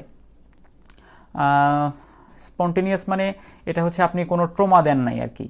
যদি ট্রমা দেন, যেমন হচ্ছে আপনি কোনো বায়োপসি নিতে গেলেন, ভিতর থেকে কোনো ব্রঙ্কিয়াল কার্সিনোমা বা এরকম একটা মাসলেশন থেকে আপনি বায়োপসি নিতে গেলেন, তখন কিছু বাতাস ঢুকাই দিলেন, এটা হচ্ছে আইট্রোজেনিক হতে পারে। অথবা আপনি কোনো আরটিএ হলো বা কোনো কারণে ইনজুরি হলো, কোনো ধাক্কা খেলেন বা কোনো কিছু এসে আপনার এখানে আঘাত করলো, তখন যদি হয় এটা হচ্ছে ট্রমাটিক। আর প্রাইমারি স্পন্টেনিয়াস হতে পারে প্রাইমারি, সেকেন্ডারি। প্রাইমারিতে মানে আপনার কোনো আন্ডারলাইং ডিজিজ নেই, এমনি হয়ে গেছে, আমরা আসলে কারণ জানি না। আর সেকেন্ডারি হতে পারে যদি কোনো আপনার ডিজিজের কারণে হয়, আমরা জানি সিওপিডিতে হয়, অ্যাজমাতে হয়, টিবিতে হয়, লাং অ্যাবসেসে হয়, এগুলো যদি হয় তাহলে আমরা এটা বলবো সেকেন্ডারি। অনেকে অ্যান্সার দিচ্ছেন hyper translucent lung field, hyper translucency with mediastinal shifting, increase translucency and collapse lung margin. Rahul Chakraborty, hyper translucent lung fields, collapse lung margin, loss of vascularity, deviation of trachea. হ্যাঁ সবগুলো বলে ফেলছে। Nadia Jerin, collapsing lung on the affected side, tracheal shifted to the opposite side. Rimon Khan বলছেন হ্যাঁ আপনাদের সবার answer সঠিক। আমি একটু বলি আরেকবার, সেটা হচ্ছে আমরা জানি যে লাংস আমরা কেমন দেখি, এক্সরেতে লাংস দেখি কালো, তার মাঝে একটু সাদা সাদা, কারণ লাংসের মধ্যে বাতাস থাকে এর জন্য কালো দেখি, যে ভেসেল থাকে এর জন্য ভাস্কুলার মার্কিংসের জন্য হালকা পাতলা মাঝে মাঝে ছোট ছোট সাদা দাগ দেখা যায়। তো আমরা যখন দেখব নিউমোথোরাক্স বা টেনশন নিউমোথোরাক্সের একটা এক্সরে দেখব, সেখানে দেখা যাবে যে লাংসটা কলাপস হয়ে গেছে। কীভাবে বুঝবো? পুরো এরিয়া জুড়ে হচ্ছে শুধু প্লুরাল স্পেসে শুধু বাতাস থাকে, সো এটা টোটাল একদম কালো দেখাবে, এর মধ্যে কোনো সাদা সাদা দাগ থাকবে না, মানে ভাস্কুলার মার্কিং থাকবে না। কিন্তু মাঝামাঝি জায়গায় ছোট, লাংটা একদম ছোট হয়ে আসবে, ছোট হয়ে সেখানে দেখা যাবে যে একটু ভাস্কুলার মার্কিংসওয়ালা জায়গা, সেটা হচ্ছে লাং। তার মানে লাং টিস্যু যেখানে থাকবে টোটাল কালো, সাথে সাদা সাদা একটু দাগ থাকবে, এগুলো হচ্ছে ভাস্কুলার মার্কিং। আর যে অংশটুকু নিউমোথোরাক্স মানে বাতাস আছে শুধু, সেখানে শুধুমাত্র একদম কালো দেখা যাবে। সো এটার নাম হচ্ছে হাইপার ট্রান্সলুসেন্ট বা হাইপার ট্রান্সলুসেন্সি। এটা একটু সুন্দর করে বলা যায়, sharply defined edge of the deflated lung with complete translucency. এটা সুন্দর ভাষা, sharply defined edge of the deflated lung with complete translucency. এটা সুন্দর ভাষায়, কিন্তু অ্যাকচুয়াল ব্যাপারটা হচ্ছে এরকম। ইউসুফ খান শুভ, হ্যাঁ ইউসুফ খান শুভ সঠিক অ্যান্সার দিয়েছে। আচ্ছা এই পর্যন্ত আমরা শিখলাম হচ্ছে টেনশন নিউমোথোরাক্স এবং নিউমোথোরাক্স। এই বিষয়ে আপনাদের কোনো কোশ্চেন থাকলে বলতে পারেন, আমরা কোশ্চেন না থাকলে পরের টপিকে চলে যাব।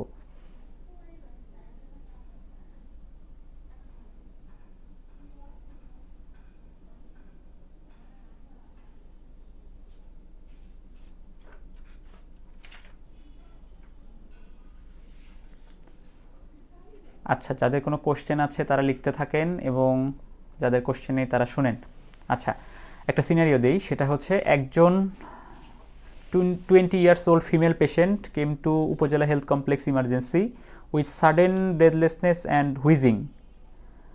She had history of same type of attack several times. On examination, he found vesicular with prolonged expiration, breath sound and rhonchi. What is your most likely diagnosis? A 20 years old female patient came to Upazila Health Complex emergency with sudden breathlessness and wheezing. She has history of same type of attack several times. On examination, you found vesicular with prolonged expiration, breath sound and rhonchi. What is the most likely diagnosis? আমরা answer পেয়ে গেছি, সেটা হচ্ছে রিমন খান বলেছেন acute severe asthma. Thank you. Zahid Hasan, Sifat, Priyam সবাই সঠিক answer দিয়েছে। আচ্ছা পরের কোশ্চেনটা হবে যে অ্যাকিউট সিভিয়ার অ্যাজমার ফিচারগুলো কি কি? নিশাই, অ্যাকিউট সিভিয়ার অ্যাজমা, হ্যাঁ সবাই সঠিক উত্তর দিয়েছেন, সবার অ্যান্সার সঠিক। মেহরুনতমা আপনার অ্যান্সার সঠিক। অ্যাকিউট সিভিয়ার অ্যাজমার ফিচারগুলো কি কি? অ্যাকিউট সিভিয়ার অ্যাজমার ফিচারগুলো কে বলতে পারবেন? অ্যাকিউট সিভিয়ার অ্যাজমার হচ্ছে ফিচারগুলো আমরা কিন্তু অনেকটা এখানে বলে ফেলছি, তো আমাকে 4টা ফিচার আপনাকে বলতে হবে, এখানে বইতে যে 4টা আছে এটাই বলতে হবে। Inability to complete sentence in one breath, এক নিঃশ্বাসে একটা সেন্টেন্স সে কমপ্লিট করতে পারবে না, এটাকে বলবো inability to complete sentence in one breath. তার পিক এক্সপিরেটরি ফ্লো যেটা 33 to 50% হবে, peak expiratory flow 33 to 50%, heart rate হবে তার 110 বা তার বেশি এবং রেসপিরেটরি রেট হবে 25 বা তার বেশি। তাহলে আমরা কি বললাম? 4টা ফিচার অ্যাকিউট সিভিয়ার অ্যাজমার, 4টা feature: inability to complete sentence in one breath, মানে সে এক নিঃশ্বাসে একটা বাক্য বলতে পারবে না, তার পিক এক্সপিরেটরি ফ্লো 33 to 50%, তার হার্ট রেট হবে 110 বা তার চেয়ে বেশি, তার রেসপিরেটরি রেট হবে 25 বা তার চেয়ে বেশি। এই ফিচারগুলো যদি থাকে তাহলে আমরা তাকে বলবো অ্যাকিউট সিভিয়ার অ্যাজমা। আচ্ছা, তো সে তো আমরা সিনারিওতে জানলাম সাডেন, তার একটা সাডেন অনসেট হয়েছে, তার তো asthma sudden onset acute severe asthma যদি হয়ে থাকে তাহলে তো আমরা বুঝতেই পারছি যে তার আগে থেকে অ্যাজমা ছিল। তো সেই ক্ষেত্রে কেন তার সাডেন এই অ্যাকিউট সাডেন বা অ্যাকিউট অ্যাটাকটা হলো?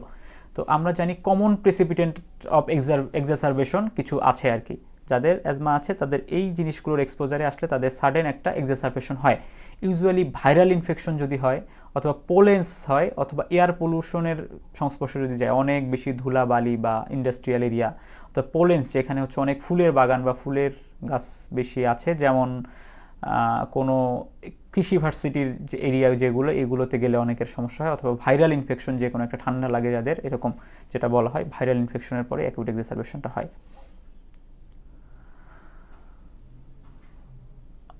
আচ্ছা, এখন আপনার এটা অ্যাকিউট সিভিয়ার অ্যাজমার একটা পেশেন্ট, আমি একটা অভিজ্ঞতা শেয়ার করি। একটা পেশেন্ট আসছে ওয়ার্ডে, তো পেশেন্টটাকে আমরা অ্যাজ ইউজুয়াল ট্রিটমেন্ট দিলাম। অ্যাজ ইউজুয়াল ট্রিটমেন্ট দিয়ে পেশেন্টের, ইয়াং পেশেন্ট, ভালো হচ্ছিল না। তো আমাদের যিনি স্যার ছিলেন, অ্যাসিস্ট্যান্ট প্রফেসর স্যার ছিলেন, উনি বলছে যে অ্যাকিউট সিভিয়ার অ্যাজমার পেশেন্ট যদি মারা যায় তাহলে আমাদের সবার মারা যাওয়া উচিত। মানে ব্যাপারটা এরকম যে অ্যাকিউট সিভিয়ার অ্যাজমার পেশেন্ট রেসপন্স করবে না, ঠিক আছে, কিন্তু আমরা যদি মানে প্রম্পট ম্যানেজমেন্ট, সময় অনুযায়ী ম্যানেজমেন্ট এবং সঠিক ম্যানেজমেন্ট করতে পারি, এটা টোটালি ম্যানেজ করা সম্ভব। আচ্ছা, আমরা ট্রিটমেন্ট কিভাবে করব? ট্রিটমেন্ট করবো, আমরা প্রথমেই বলবো হাই ফ্লো অক্সিজেন দিব। আমরা প্রথমেই বলি অক্সিজেন বলবো না, স্যাররা একটু মাইন্ড করে, আমরা বলবো হাই ফ্লো অক্সিজেন। তখন সেক্ষেত্রে আপনাকে কোশ্চেন করতে পারে what is high flow oxygen, what is low flow oxygen. আমরা এটা একটু পরে রেসপিরেটরি ফেলার যে টপিক আছে এখানে পড়বো, আমি যদি ভুলে যাই আপনার মনে করাই দিবেন। আচ্ছা, হাই ফ্লো অক্সিজেন দিব। একটা দিব নেবুলাইজেশন কিভাবে দিব? সালবুটামল এবং ইপ্রাটোপিয়াম ব্রোমাইড কম্বিনেশন করে আমরা নেবুলাইজেশন দিব। এখানে একটা ব্যাপার বলে নেই, সেটা হচ্ছে যে এখন যেহেতু কোভিডের সময় নেবুলাইজেশন একটা অ্যারোসল জেনারেটিং প্রসিডিউর, আমরা নেবুলাইজেশন যদি করতে যাই সেক্ষেত্রে আমাদের অবশ্যই N95 মাস্ক ইউজ করতে হবে। তাছাড়া যদি পেশেন্টের কোভিড থাকে তাহলে এটা কিন্তু আপনাকে অ্যাটাক করবে। আচ্ছা, এরপরে আমরা দিব তাকে হচ্ছে কর্টিকোস্টেরয়েড আইডিয়ালি তাকে ওরাল দেওয়ার কথা। সে যদি সোয়ালো করতে না পারে অথবা ভমিটিং করে ফেলে দেয়, তখন আমরা তাকে আইভি হাইড্রোকর্টিসন দিব। কিন্তু আমাদের কনভেনশনালি আমরা ওরাল প্রেডনিসোলোন দিই না, সবাইকেই আইভি হাইড্রোকর্টিসন দেয়। এই পর্যন্তই আমাদের ট্রিটমেন্ট। উপজেলাতে আমাদের এই পর্যন্ত ট্রিটমেন্ট কি? High flow oxygen, nebulization with salbutamol and ipratropium bromide, systemic corticosteroid. এই তিনটাই হচ্ছে আমাদের উপজেলা লেভেলের ট্রিটমেন্ট। যেহেতু আমরা স্টেরয়েড দিচ্ছি সেক্ষেত্রে আমাদের একটা পিপিআই দিতে হবে। দিস ইজ নট অ্যাজমার ট্রিটমেন্ট, এটা আপনার যে ট্রিটমেন্ট দিচ্ছেন সেটার সাপোর্টিং হিসেবে এটা লাগছে। এবং যদি এই ক্ষেত্রে ইমপ্রুভ না করে তাহলে আমাদের পরের যে স্টেপটা সেটা আমরা আইভি দিতে পারবো। তবে এই জিনিসগুলো হচ্ছে কার্ডিয়াক মনিটর ছাড়া দেয়া যায় না। আমরা কি দিতে পারবো? আইভি ম্যাগনেসিয়াম অথবা আইভি অ্যামিনোফাইলিন। এবং এরপরেও যদি না হয় তাহলে আমরা তাকে ইনটিউবেশন করতে পারবো, ইনটিউবেশন করে ভেন্টিলেশনও দিতে পারবো। পেশেন্টের আর কিছু সমস্যা হতে পারে, সেটা হচ্ছে পটাশিয়াম হাইপোক্যালেমিয়া হতে পারে। যদি হাইপোক্যালেমিয়া হয় সেক্ষেত্রে আমাদের হাইপোক্যালেমিয়া ওইভাবে ম্যানেজ করতে হবে। হাইপোক্যালেমিয়ার ম্যানেজমেন্ট আমরা ইলেকট্রোলাইট ইমব্যালেন্স যে টপিক আছে ওখানে আমরা ইনশাল্লাহ পড়বো। এখানে কোশ্চেন আসতে পারে হাইপোক্যালেমিয়া কেন হলো, পটাশিয়াম কেন সাপ্লিমেন্ট দেওয়া লাগলো? কারণ আমরা জানি সালবুটামলের একটা সাইড ইফেক্ট হচ্ছে হাইপোক্যালেমিয়া। আচ্ছা, তাহলে আমাদের উপজেলা হেলথ কমপ্লেক্সের ট্রিটমেন্ট লেভেল হলো তিনটা। ফার্স্ট তিনটা পয়েন্ট হচ্ছে উপজেলা হেলথ কমপ্লেক্সে, তারপর ট্রিটমেন্টগুলো টারশিয়ারি সেন্টারে। আপনাকে মেইনলি জিজ্ঞেস করবে যে উপজেলা হেলথ কমপ্লেক্সে আপনি কীভাবে ম্যানেজ করবেন। আচ্ছা, তো যেহেতু অ্যাকিউট সিভিয়ার অ্যাজমার আপনি সব পারলেন, সেক্ষেত্রে আপনাকে একটু কোশ্চেনটা তখন একটু আপগ্রেডেড হবে। তখন আপনাকে জিজ্ঞেস করতে পারে লাইফ থ্রেটেনিং অ্যাজমার ফিচার কী? আপনারা সবাই জানেন, তারপর আমি একবার বলি। সেটা হচ্ছে লাইফ থ্রেটেনিং, আমরা জানলাম যে অ্যাকিউট সিভিয়ার অ্যাজমার 4টা ফিচার এবং লাইফ থ্রেটেনিং অ্যাজমার 11টা যে ফিচার, 11টা না পারলেও হবে, আপনি 6টা 7টা পারলেই হবে। কী ফিচার এটা? সেটা peak expiratory flow less than 33%। এটা কিন্তু অ্যাকিউট সিভিয়ার অ্যাজমা ছিল 33 to 50%, এখানে হচ্ছে লেস দেন 33%। তার মানে এটা হচ্ছে অ্যাকিউট সিভিয়ার অ্যাজমার চেয়ে খারাপ। আরেকটা হচ্ছে অক্সিজেন স্যাচুরেশন আমরা সবাই জানি, কোভিড সিচুয়েশন সবাই জানি যে 92% হলো নর্মাল, 92 কম হলে প্রবলেম। এই জন্য এটা আশা করি সবার মনে থাকবে। Partial pressure of oxygen 8 kilo প্যাসকেলের কম অথবা অক্সিজেন স্যাচুরেশন 92%-এর কম। Normal or raised partial pressure of carbon dioxide, silent chest, cyanosis, bradycardia, respiratory rate কমে যাবে, হাইপোটেনশন হবে, এক্সজশন হতে পারে, ডেলিরিয়াম, কোমা। 11টা ফিচার কি কি? Peak expiratory flow less than 33%, acute severe asthma ছিল 33 to 50%, partial pressure of oxygen less than 8 kilopascal অথবা oxygen saturation 92%-এর কম। ওখানে অ্যাকিউট সিভিয়ার অ্যাজমায় হার্ট রেট ছিল 110 বা তার চেয়ে বেশি, কিন্তু লাইফ থ্রেটেনিং অ্যাজমায় থাকবে ব্রাডিকার্ডিয়া।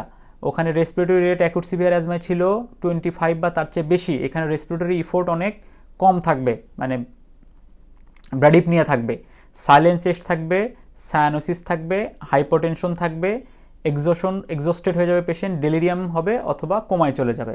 এগুলো হচ্ছে আপনার লাইফ থ্রেটেনিং অ্যাজমার ফিচার। এই যে আমাদের এক্সাসারবেশনটা হলো, এই এক্সাসারবেশনটা কিন্তু সাধারণত একটা কয়েক ঘন্টা বা কয়েক দিন লাগে, কিন্তু কিছু অ্যাজমা আছে যেটা কিনা অল্প সময়ের মধ্যে হঠাৎ করে অনেক অ্যাকিউট এক্সাসারবেশন হয়ে যায়। এই ব্যাপারটাকে বলা হয় ব্রিটল অ্যাজমা। খুব দ্রুত খারাপ হয়ে যায় যে পেশেন্টগুলো, এগুলোকে বলা হয় ব্রিটল অ্যাজমা। আচ্ছা, এই যে পেশেন্টটাকে আমি ভর্তি করালাম, ট্রিটমেন্ট দিলাম, সে মোটামুটি ভালো, তো সেই পেশেন্টটাকে আমি কখন ছুটি দিব? পেশেন্টকে ছুটি দিব কখন? যখন তার নেবুলাইজেশন আর লাগছে না, 24 ঘন্টা ধরে তার নেবুলাইজেশন লাগছে না, সে ডিসচার্জ মেডিকেশনে ওকে আছে। তার মানে ডিসচার্জ মেডিকেশন কি? সে ইনহেলার নিচ্ছে, ইনহেলার নিয়ে সে ওকে, তার নেবুলাইজেশন লাগছে না। আর পিক এক্সপিরেটরি ফ্লো যদি তার 75% অফ প্রেডিক্টেড নর্মাল অথবা তার পার্সোনাল যে বেস্ট তার 75%-এ যদি চলে যায়, তখন আমরা তাকে ডিসচার্জ। দুইটা ক্রাইটেরিয়া, একটা হচ্ছে patient stable on discharge medication, discharge medication মানে সে ইনহেলার নিয়ে স্টেবল আছে, নেবুলাইজেশন লাগছে না। আর একটা হচ্ছে তার peak expiratory flow 75% of predicted or personal best. এটা যদি এই দুইটা ক্রাইটেরিয়া ফিল আপ করলে আমরা তাকে ছুটি দিয়ে দিতে পারবো। আচ্ছা, এখানে কেউ কি কোনো কোশ্চেন করবেন অ্যাকিউট সিভিয়ার অ্যাজমা ট্রিটমেন্টে?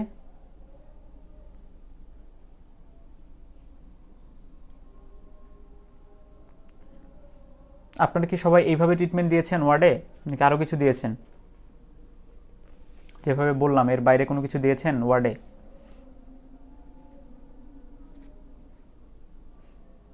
দিয়েছেন কিন্তু বলবেন না। আচ্ছা, এর বাইরে কিন্তু আপনারা দিয়েছেন, এর বাইরে হচ্ছে ওই যে মন্টিলুকাস দিয়েছেন, ডক্সোফাইলিন দিয়েছেন, অনেকে অ্যান্টিবায়োটিক দিয়েছেন, এগুলো দিয়েছেন।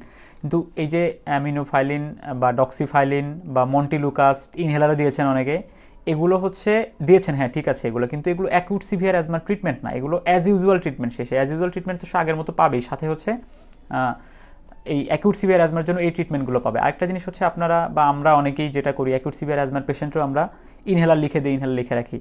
ইনহেলার দিয়ে যে টানতেই পারে সে তো আসলে অ্যাকিউট সিভিয়ার অ্যাজমার পেশেন্টই না, অ্যাকিউট সিভিয়ার অ্যাজমার পেশেন্ট সে ইনহেলার টানতেই পারবে না। সো এখানে নেবুলাইজেশনের কোনো অল্টারনেটিভ নাই, আপনাকে নেবুলাইজেশনই দিতে হবে। যখন সে নেবুলাইজেশন ছাড়াই ঠিক থাকবে, ইনহেলার নিয়ে সে নর্মাল থাকবে, তখন তো আমরা তাকে ছুটি দিয়ে দিব। আচ্ছা, অ্যাকিউট সিভিয়ার অ্যাজমা সম্পর্কে আমরা জানলাম। এই বিষয়ে কারো কোনো কোশ্চেন আছে কিনা?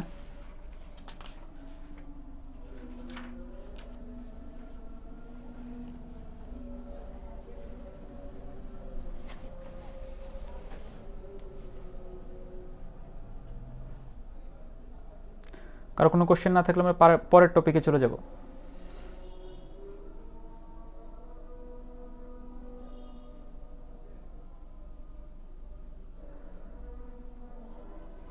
আচ্ছা, অ্যাকিউট সিভিয়ার অ্যাজমা সম্পর্কে আমরা জানলাম, কিন্তু আমরা বলছি যে ইমার্জেন্সিতে কী কী কেস পাওয়া যায়, আউটডোরে কী কেস পাওয়া যায়। আমরা কিন্তু আউটডোরে বলেছি যে ব্রঙ্কিয়াল অ্যাজমার কেস পাওয়া যায়। সেক্ষেত্রে আপনাকে শুধুমাত্র অ্যাজমার পেশেন্টও সম্পর্কেও আপনাকে পরীক্ষায় ধরা হতে পারে যে আপনি অ্যাজমার পেশেন্টকে কীভাবে ট্রিটমেন্ট দিবেন, কীভাবে ম্যানেজ করবেন।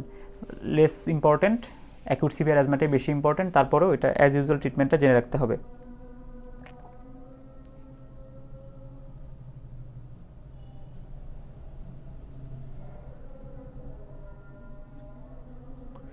অ্যাকিউট সিভিয়ার অ্যাজমার পেশেন্টদেরকে সিওপিডির মতো ভ্যাকসিনেশন অ্যাডভাইস করতে হবে না, অ্যাডভাইস করতে হবে না। বিটল অ্যাজমাটা রিকল করেন ভাই একটু। ওকে,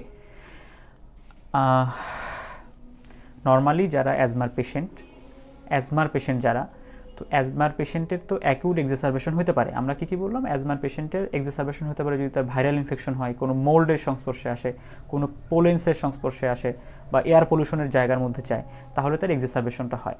তবে এক্সারবেশনটা হইতে কিছু সময় লাগে, যেমন কয়েক দিন বা কয়েক ঘন্টা লাগে। এটা নর্মাল, অ্যাজ ইউজুয়াল, অ্যাজমার পেশেন্টের জন্য এটা অ্যাজ ইউজুয়াল হয়। কিন্তু কিছু ক্ষেত্রে দেখা যায় যে আপনার কয়েক ঘন্টা বা কয়েক দিন লাগে না, খুব দ্রুত সময়ের মধ্যে এগুলো সংস্পর্শে যাওয়ার পরে খুব দ্রুত সময়ের মধ্যে তার অ্যাকিউট অ্যাটাকটা হয়ে যায়। এই অ্যাজমাকে বলে ব্রিটল অ্যাজমা। কোশ্চেন করেছেন উপজেলাতে কি আমরা ইমার্জেন্সি ট্রিটমেন্টে রেফার করে দেব? না, উপজেলাতেই ট্রিটমেন্টেই ম্যাক্সিমাম পেশেন্ট, অলমোস্ট সব পেশেন্টই স্টেবল হবে। যদি না হয়, আপনার যদি প্রয়োজন হয় যে আপনাকে ম্যাক্সালফ বা অ্যামিনোফ্যালিন দিতে হতে পারে, ইনটিউবেশন করা লাগতে পারে, এই সব পেশেন্টকে আপনি রেফার করবেন। না হলে আপনি এই যে high flow oxygen nebulisation, steroid, এই ট্রিটমেন্টেই আপনার হচ্ছে ম্যাক্সিমাম পেশেন্ট এখানে স্টেবল হয়ে যাবে, আপনাকে রেফার করতে হবে না। আচ্ছা, আমরা অ্যাকিউট সিভিয়ার অ্যাজমা সম্পর্কে জানলাম, এখন আমরা as usual presentation of asthma সম্পর্কে জানবো। অ্যাজ ইউজুয়াল অ্যাজমার পেশেন্ট ইউজুয়ালি ইয়াং এজে এটা ডায়াগনোসিস হয়। ইয়াং এজের পিপল আপনার কাছে এসে বলবে তার যে কমপ্লেনগুলো। ইউজুয়ালি ইয়াং এজ পেশেন্ট হয়, তার রানি নোজ, ব্লক নোজ, এইরকম কমপ্লেন থেকে, তার রেগুলার সর্দি লাগে বা সাইনোসাইটিস হয়েছে কয়েকবার, বা সাইনাস হেডেক হয়, তার মাথা ব্যথা হয়, এইরকম প্রবলেমগুলো তার হিস্ট্রি থাকবে। অথবা তার কিছু ড্রাগ নেওয়ার হিস্ট্রি থাকবে, যেমন বিটা ব্লকার খাইলে তার এই প্রবলেমগুলো হয়, বা অ্যাসপিরিন বা অন্য কোনো এনিসেইড খাইলে তার কোনো প্রবলেম হয়, বা অনেক ফিমেল পেশেন্ট যদি ওসিপি খায় তাদের এই সমস্যাগুলো হতে পারে। অথবা কোলিনার্জিক এজেন্ট যেমন প্রোস্টাগ্ল্যান্ডিন যদি কোনো কারণে তার নিতে হয়, সেই ক্ষেত্রে তার এই প্রবলেম হতে পারে। এই হিস্ট্রিগুলো সে দিতে পারে। আপনারা আমাকে যদি বলতে পারেন যে এনিসেইড খেলে কেন অ্যাজমা অ্যাগ্রাভেট করবে, এটা কি কেউ পারবেন? যদি পারেন জানাবেন। আচ্ছা, এটা তার ইয়াং এজের পিপল এই হিস্ট্রিগুলো তাকে দিতে পারে যে আমার এইরকম প্রবলেমগুলো হয়, এবং তার সিমটমগুলো যেগুলো হবে, রিকারেন্ট অ্যাটাক হবে, তার এই জিনিসগুলো বারবার হবে। কি হতে পারে? হুইজিং হতে পারে, মানে গলার মধ্যে একটা বাঁশির মতো শব্দ হবে।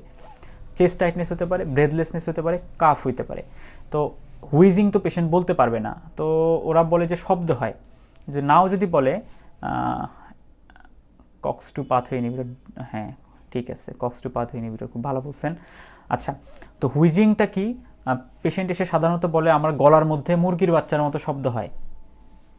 মুরগির বাচ্চা যেমন একটু শব্দ করে যেরকম, এইরকম শব্দ হয়, এটা হলো হুইজিং। হুইজিং তো আপনারা জানেন বাঁশির মতো শব্দ হয়। আচ্ছা, এবং আপনি সাইন কি পাবেন? আপনি যখন এক্সামিনেশন করবেন তখন দেখবেন তার ব্রেথ সাউন্ড হচ্ছে ভেসিকুলার উইথ প্রলংড এক্সপিরেশন, এবং আপনি রঙ্কাই পাবেন। রঙ্কাইটা আমরা যখন স্টেথোস্কোপ দিয়ে দেখি একই সাউন্ড, এটা হলো রঙ্কাই। আর যদি আমরা খালি কানে শুনতে পারি তাহলে এটার নাম হচ্ছে হুইজিং। এটা আমরা সবাই জানি, থার্ড ইয়ারে পড়ে আসছি। তাহলে কি বুঝলাম আমরা? পেশেন্ট হবে ইয়াং, তার runny nose, block nose, sinus headache, sinusitis, loss of sensation of smell, এসবের হিস্ট্রি দেবে। অথবা ড্রাগ হিস্ট্রি দিতে পারে, aspirin, beta blocker, OCP, cholinergic agent, prostaglandin, এসব খাইলে প্রবলেম হয়, হিস্ট্রি দিবে। এবং তাছাড়া সিমটমগুলো দিবে। তার রিকারেন্ট অ্যাটাক হয়, কী হতে পারে? হুইজিং হতে পারে, চেস্ট টাইটনেস হতে পারে, ব্রেথলেসনেস হতে পারে, কাফ হইতে পারে। এগুলো তার রিকারেন্ট অ্যাটাক হবে। এবং আমি যখন এক্সামিনেশন করব তখন কি পাবো? ভেসিকুলার উইথ প্রলংড এক্সপিরেশন এবং রঙ্কাই। এই জিনিসগুলো আমরা যদি পাই তাহলে আমরা এটাকে ধরে নিব অ্যাজমা। আচ্ছা, আমি একটা কোশ্চেন করছিলাম, সেটা হচ্ছে এনএসএইডস এবং অ্যাসপিরিন কিভাবে অ্যাজমা অ্যাগ্রাভেট করে। একজন অ্যান্সার দিয়েছেন এনএসএইডস, ডি Noor, COX two pathway inhibitor. Answer is right. NSAIDs inhibit cyclooxygenase pathway but through lipoxygenase pathway immediately inflammatory process prevails. Zubair Akhtar Tauhid, ছোট ভাই আমার, সে সুন্দর অ্যান্সার দিয়েছে। এটা হচ্ছে আমরা জানি মেমব্রেন ফসফোলিপিড যে মেটাবলিজম হয়, ফসফোলিপিড থেকে অ্যারাকিডোনিক অ্যাসিড হয়। অ্যারাকিডোনিক অ্যাসিড যে সাইক্লোক্সিনেস এবং লিপোক্সিনেস পাথওয়ে, যে দুইটা সাইক্লোক্সিনেস পাথওয়ে এবং লিপোক্সিনেস পাথওয়ে দিয়ে দুই দিকে দুইটা প্রোডাক্ট তৈরি হয়। এবং সাইক্লোক্সিনেস এনজাইমটাকে ইনহিবিট করে হচ্ছে এনএসএইডস, এবং লিপোক্সিনেস পাথওয়ে তখন বেশি হয়। এই লিপোক্সিনেস পাথওয়ে যে লিউকোট্রায়েন্স তৈরি হয়, এই লিউকোট্রায়েন্সগুলো ব্রঙ্কোকনস্ট্রিক্টর, অ্যাসমোজেনিক। এই লিপোক্সিনেস পাথওয়েতে যত বেশি লিউকোট্রায়েন্স তৈরি হবে, অ্যাজমার হচ্ছে অ্যাগ্রাভেশন তত বেশি হবে। মানে আপনি একটা জিনিস থেকে সাইক্লোক্সিনেস পাথওয়েতেও কিছু যায়, লিপোক্সিনেস পাথওয়েতে কিছু যায়। আপনি যদি সাইক্লোক্সিনেস পাথওয়েটা টোটালি বন্ধ করে দেন NSAID দিয়ে বা অ্যাসপিরিন দিয়ে, তাহলে লিপোক্সিনেস পাথওয়েতে সব কিছু চলে যাবে, মানে ওই লাইনের প্রোডাক্ট বেশি তৈরি হবে, লিউকোট্রায়েন্স বেশি তৈরি হবে। এই লিউকোট্রায়েন্সগুলো অ্যাজমা অ্যাগ্রাভেট করে, এই জন্য অ্যাজমা অ্যাগ্রাভেট করে NSAID সাইজ। NSAID কক্স পাথওয়ে ইনহিবিটর, হ্যাঁ রাইট, অনেকেই সঠিক অ্যান্সার দিয়েছেন। আচ্ছা, ট্রিটমেন্ট করবো কীভাবে? ট্রিটমেন্ট হচ্ছে প্রথমে হচ্ছে অ্যাভয়েডেন্স অফ অ্যাগ্রাভেটিং ফ্যাক্টর। আপনার যেটাতে অ্যাগ্রাভেট করে, যেমন আপনার ধুলাবালিতে গেলে প্রবলেম হয়, আপনার ফুলের বাগানে গেলে প্রবলেম হয়, আপনার ঠান্ডা বাতাসের মধ্যে গেলে প্রবলেম হয়, এই প্রবলেমগুলো যাদের যেখানে গেলে হয়, যেটার সংস্পর্শে গেলে হয়, এই জিনিসগুলো আপনি অ্যাভয়েড করবেন, হচ্ছে 1 নাম্বার ট্রিটমেন্ট। তারপরে হচ্ছে স্টেপ ওয়াইজ অ্যাপ্রোচ আছে, আপনি কয়েকটা স্টেপে ট্রিটমেন্ট দিবেন, সবাইকে একইভাবে ট্রিট করবেন না। প্রথমে আপনি দিবেন হচ্ছে শর্ট অ্যাক্টিং বিটা 2 অ্যাগনিস্ট বা ব্রোঙ্কোডায়ালেটর, যেটা সালবুটামল, আমরা অ্যাজমাসল নামে যেগুলো দিই, অ্যাজমাসল, ব্রোঙ্কোডায়ালেটর বা সালবুটামল, স্টেপ 1। এটাতে যদি কন্ট্রোল না হয়, তা আপনি এর সাথে লো ডোজ ইনহেলড কর্টিকোস্টেরয়েড, আপনি কর্টিকোস্টেরয়েড যেন বেক্লোমিথাসোন, ফ্রুটিকাসোন, এগুলোর ইনহেলার দিবেন। তাহলে প্রথম স্টেপে আপনি শর্ট অ্যাক্টিং বিটা 2 অ্যাগনিস্ট দিলেন, যেমন সালবুটামল, কন্ট্রোল হইল না। তারপরের স্টেপে আমরা কি দিব? একটা ইনহেলড কর্টিকোস্টেরয়েড যেমন বেক্লোমিথাসোন, ফ্রুটিকাসোন, বুডেসোনাইট অ্যাড করব। এরপরে তবুও কন্ট্রোল হলো না, তাহলে 1 নাম্বার স্টেপ গেল, 2 নাম্বার স্টেপ গেল, 3 নাম্বার স্টেপে আমরা কি করব? আগে তো আমরা হচ্ছে শর্ট অ্যাক্টিং বিটা 2 অ্যাগনিস্ট দিছিলাম, ইনহেল কর্টিকোস্টেরয়েড দিছিলাম, এবং লং অ্যাক্টিং বিটা 2 অ্যাগনিস্ট দেবো, যেমন সালমেটেরল অথবা ফরমেটেরল, সারমেটেরল অথবা ফরমেটেরল অ্যাড করবো। তাহলে স্টেপ 1-এ একটা ড্রাগ ছিল, স্টেপ 2-তে 2টা ড্রাগ ছিল, স্টেপ 3-তে 3টা ড্রাগ হলো। তো এটাতেও যদি কন্ট্রোল না হয়, তাহলে আমরা হাইডোজ থেরাপিতে যাব, স্টেপ 4। এখানে আমরা ইনহেল কর্টিকোস্টেরয়েড লো ডোজে দিছিলাম, এখানে আমরা ডোজ বাড়াই দিব, সাথে আমরা 4th একটা ড্রাগ অ্যাড করতে পারবো। কি ড্রাগ দিব? যেমন আমরা এই যে লিউকোট্রায়েন্স রিসেপ্টর অ্যাগনিস্ট, যেমন মন্টিলুকাস্ট বা থিওফাইলিন, এই জিনিসগুলো অ্যাড করতে পারবো স্টেজ 4-এ। আর স্টেপ 5-এ আমরা ওরাল স্টেরয়েড ট্যাবলেট দিব, আগেরগুলোর সাথে একটা ওরাল স্টেরয়েড ট্যাবলেট অ্যাড করব। তো আমাদের প্র্যাকটিক্যালি হচ্ছে আমরা শুরু করি হলো স্টেজ 3 থেকে, একটা 2টা ইনহেলার দিয়ে, একটা শর্ট অ্যাক্টিং বিটা 2 অ্যাগনিস্ট আর একটা হচ্ছে লং অ্যাক্টিং বিটা 2 অ্যাগনিস্টের সাথে একটা স্টেরয়েডের একটা কম্বিনেশন দিই, সাথে হচ্ছে অনেক সময় যদি স্টেজ 4-এ চলে যায়, তখন হচ্ছে একটা লিউকোট্রাইন, মন্টিলুকাস, থিওফাইলিন, ডক্সোফাইলিন দিয়ে, থিওফাইলিন তো এখন দেয় না, ডক্সোফাইলিন দেওয়া হয়। আর কোয়াকরা শুরু করে হচ্ছে সরাসরি স্টেজ 5 থেকে, ওরা সরাসরি স্টেরয়েড ট্যাবলেট দিয়ে দেয়। এটা খুব ভালো, এই জন্য ওনারা হচ্ছে বড় ডাক্তার, ওনারা বড় বড় ওষুধ দেয়, আমরা সিস্টেমেটিক ওয়েতে যাব, আমরা সরাসরি স্টেরয়েড ট্যাবলেট দিব না। আচ্ছা, তাহলে অ্যাজমা ক্লিয়ার? কোনো প্রবলেম থাকলে বলতে পারেন।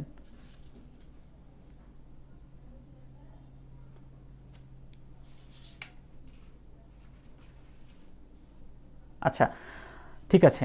তাহলে আরেকটা বিষয় আছে যে কফ ভ্যারিয়েন্ট অ্যাজমা। কফ ভ্যারিয়েন্ট অ্যাজমা হচ্ছে আপনার সিমটম, আমরা জানি 4টা সিমটম বলছিলাম, হুইজিং ছিল, চেস্ট টাইটনেস ছিল, ব্রেথলেসনেস ছিল, কাফ ছিল। এই কাফ ভ্যারিয়েন্ট অ্যাজমায় অন্য কোনো সিমটম থাকবে না, শুধু কাফ থাকবে, শুধুমাত্র কাফ, আর কোনো সিমটম থাকবে না।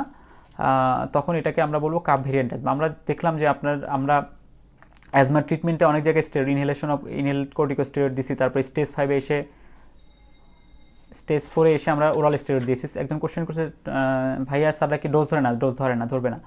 ডোজ ধরবে হচ্ছে যদি আপনি রেসপিরেটরি মেডিসিনের রেসিডেন্ট হন, তাহলে আপনাকে ডোজ ধরতে পারে, লাগবে না।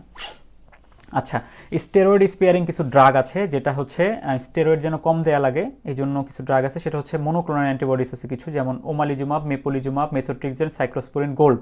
ওমালিজুমাব, মেপোলিজুমাব, মেথোট্রিক্সেট, সাইক্লোস্পোরিন গোল্ড, এই ড্রাগগুলো হচ্ছে স্টেরয়েড স্পেয়ারিং এজেন্ট। এগুলো আপনারা দিতে পারেন, স্টেরয়েড যেন কম দেওয়া লাগে এই জন্য। এটা হচ্ছে আমরা সাধারণত দেই না, বড় বড় স্যারদের ড্রাগ, সাধারণত রেসপিরেটরি মেডিসিন স্পেশালিস্ট প্রফেসর লেভেলের স্যাররা দেন, আমরা ইউজুয়ালি প্র্যাকটিস করি না। আপনাকে যদি ধরে এবং আপনি যদি পারেন, খুব পজিটিভ একটা ইমপ্রেশন হবে। আচ্ছা, অ্যাজমা রিলেটেড আর কোনো কোশ্চেন থাকলে বলতে পারেন, না হলে আমরা সিওপিডিতে চলে যাব, অনেক বড় হয়ে যাচ্ছে লেকচার। আচ্ছা, অ্যাজমা থেকে কোনো কোশ্চেন ধরে নিলাম। সিওপিডি থেকে কোশ্চেন একটা সিনারিও দিবে আপনাকে যে 40 বছরের বেশি একজন মানুষ বলবে যে 50 বছরের একজন মানুষ স্মোকার পেশেন্ট, সে আপনার ইমার্জেন্সিতে আসছে উপজেলা হেলথ কমপ্লেক্সে, ব্রেথলেসনেস, হুইজিং এবং কাফ নিয়ে, তাহলে কি হবে? ডায়াগনোসিস হবে অ্যাকিউট এক্সারসারবেশন অফ সিওপিডি। খুব সহজ ব্যাপার, বয়স্ক মানুষ স্মোকার পেশেন্ট আসছে, সে তার শ্বাসকষ্ট হচ্ছে, হুইজিং হচ্ছে, তার কাশি আছে, এরকম যদি থাকে, তাহলে এটা ধরে নিচ্ছে এটা হচ্ছে সিওপিডি, বোঝাই যাচ্ছে, এটা একদম clear cut diagnosis. Component of COPD কী কী আমরা জানি? ক্রনিক ব্রঙ্কাইটিস এবং এমফাইসেমা, এই দুইটা। ক্রনিক ব্রঙ্কাইটিস হচ্ছে যদি 3 মাস ধরে কাশি থাকে এবং পরপর 2 বছর, যেটা এটাকে ব্রঙ্কাইটিস বলে। আর এমফাইসিমা তো আপনারা জানেন, abnormal dilatation of the air space distal to the terminal bronchiole. Terminal ব্রঙ্কিউলের পরের অংশ যদি অ্যাবনর্মালি পার্মানেন্টলি ডায়ালেটেড হয়ে যায়, এটাকে আমরা বলি এমফাইসিমা। আচ্ছা, অ্যাকিউট এক্সারবেশনের পেশেন্ট এইভাবে যদি প্রেজেন্ট করে, আমরা তাকে কীভাবে ম্যানেজ করব হচ্ছে তাকে আমরা অক্সিজেন দিব। অক্সিজেনটা কি দিব? লো ফ্লো অক্সিজেন দিব। এখানে অবশ্যই আমরা বলবো লো ফ্লো অক্সিজেন। লো ফ্লো অক্সিজেন কেন দিব? কেউ কি বলতে পারবেন? পড়তে পারলে কমেন্টে লিখতে থাকেন। এরপরে আমরা দিব নেবুলাইজেশন কি দিব? সালবুটামল এবং ইপ্রাট্রোপিয়াম ব্রোমাইডের কম্বিনেশনে আমরা নেবুলাইজেশন দিব। তাকে কি দিব? একটা কর্টিকোস্টেরয়েড দিব। কর্টিকোস্টেরয়েড ওরালে দিতে পারি প্রেডনিসোলন, অথবা আইভি হাইড্রোকর্টিসন আমরা ওয়ার্ডে যেটা দেই, আমরা সচরাচর দিয়েই থাকি কটসন নামে যেটা পাওয়া যায়। এরপর পেশেন্টের সাধারণত যদি এক্সপেক্টোরেন্ট স্পুটাম থাকে, স্পুটাম যদি ভলিউম বেড়ে যায় বা পুরুলেন্স থাকে বা ফেভার হয় বা ব্রেথলেসনেস হয়, তাহলে আমরা তাকে একটা অ্যান্টিবায়োটিক দিব। এই হচ্ছে আমাদের ট্রিটমেন্ট। তাহলে অক্সিজেন দিব, নেবুলাইজেশন দিব, স্টেরয়েড দিব, অ্যান্টিবায়োটিক দিব। এটা হচ্ছে আমাদের ট্রিটমেন্ট। এইটুকুতেই সাধারণত ভালো হয়ে যাবে। এরপরে যদি ভালো না হয়, তাহলে নন ইনভেসিভ ভেন্টিলেশন দেওয়া যায়, মেকানিক্যাল ভেন্টিলেশন দেওয়া যায়, এগুলো দিতে হবে। এগুলো আমাদের উপজেলা হেলথ কমপ্লেক্সে দেওয়ার সুযোগ নেই। আমরা এই পর্যন্ত বলবো। স্যার যদি আরও জিজ্ঞেস করে, সেক্ষেত্রে আমরা এগুলো বলবো। না বললে আমরা এই 4টা বলে চুপ করে থাকবো। আচ্ছা, তো সেক্ষেত্রে একজন বলছেন যে টু মেইনটেইন হাইপোক্সিক ড্রাইভ। হ্যাঁ, to maintain the hypoxic drive. হ্যাঁ, ঠিক বলছেন, সবাই অ্যান্সার দিচ্ছে to maintain the hypoxic drive. আমরা জানি, আমি একটু ক্লিয়ার করি ব্যাপারটা, আপনারা সবাই বুঝেন, তারপর আমি আরেকটু বলি। সেটা হচ্ছে আমরা জানি রেসপিরেটরি সেন্টারকে, আমরা জানি রেসপিরেশন মেইনটেইন করার জন্য রেসপিরেটরি সেন্টারকে স্টিমুলেট করতে হয়। রেসপিরেটরি সেন্টারকে 3টা জিনিস স্টিমুলেট করে। একটা হলো কার্বন ডাইঅক্সাইড, একটা হচ্ছে হাইপোক্সিয়া, একটা হচ্ছে হাইড্রোজেন আয়ন। কি? কার্বন ডাইঅক্সাইড, হাইপোক্সিয়া এবং হাইড্রোজেন আয়ন। কিন্তু এক্ষেত্রে 3টার মধ্যে 3টার রোল সমান না। Carbon dioxide is the main cause. এখানে কার্বন ডাইঅক্সাইডটা সবচেয়ে বেশি স্টিমুলেট করতে পারে রেসপিরেটরি সেন্টারকে। কিন্তু আমরা জানি সিওপিডিতে হাইপার ক্যাপনিয়া থাকে, মানে কার্বন ডাইঅক্সাইড সবসময় বেশি থাকে নর্মালের চেয়ে বডিতে। সুতরাং রেসপিরেটরি সেন্টার কার্বন ডাইঅক্সাইডের ইনক্রিজড যে লেভেল, এটার প্রতি ইনসেন্সিটিভ হয়ে যায়। মানে কার্বন ডাইঅক্সাইড কম থাকলো কি বেশি থাকলো, এটাকে আর গুরুত্ব দেয় না। তাহলে আমাদের রেসপিরেশন সেন্টারকে যে আমাদের ড্রাইভ দেওয়ার জন্য কার্বন ডাইঅক্সাইড, হাইপোক্সিয়া মানে অক্সিজেনের স্যাচুরেশন কম এবং হাইড্রোজেন আয়ন ছিল, এটার মধ্যে কার্বন ডাইঅক্সাইডের কনসেন্ট্রেশন সবসময় বেশি থাকায় এটা রেসপিরেটরি সেন্টার কার্বন ডাইঅক্সাইডের প্রতি ইনসেন্সিটিভ। তাহলে রেসপিরেটরি সেন্টারকে ড্রাইভ মানে স্টিমুলেট করার জন্য একটাই জিনিস থাকলো, সেটা হচ্ছে হাইপোক্সিয়া। তো যদি সিওপিডির পেশেন্টকে আমরা অক্সিজেন দিয়ে হাইপোক্সিয়াটা কারেকশন করে ফেলি, তাহলে কি হবে? রেসপিরেটরি সেন্টারকে স্টিমুলেট করার আর কেউ থাকবে না। সুতরাং রেসপিরেটরি ফেলার যেটা ছিল আরও সেটা খারাপ হয়ে যাবে। তো এই জন্য আমাদের হাইপোক্সিয়াটা মেনটেন করতে হবে। বুঝাতে পারলাম কি? আপনারা একটু জানান আমাকে, না হলে আমি আবার বলি। রেসপিরেটরি সেন্টারকে স্টিমুলেট করে মেইনলি 3টা জিনিস। একটা হচ্ছে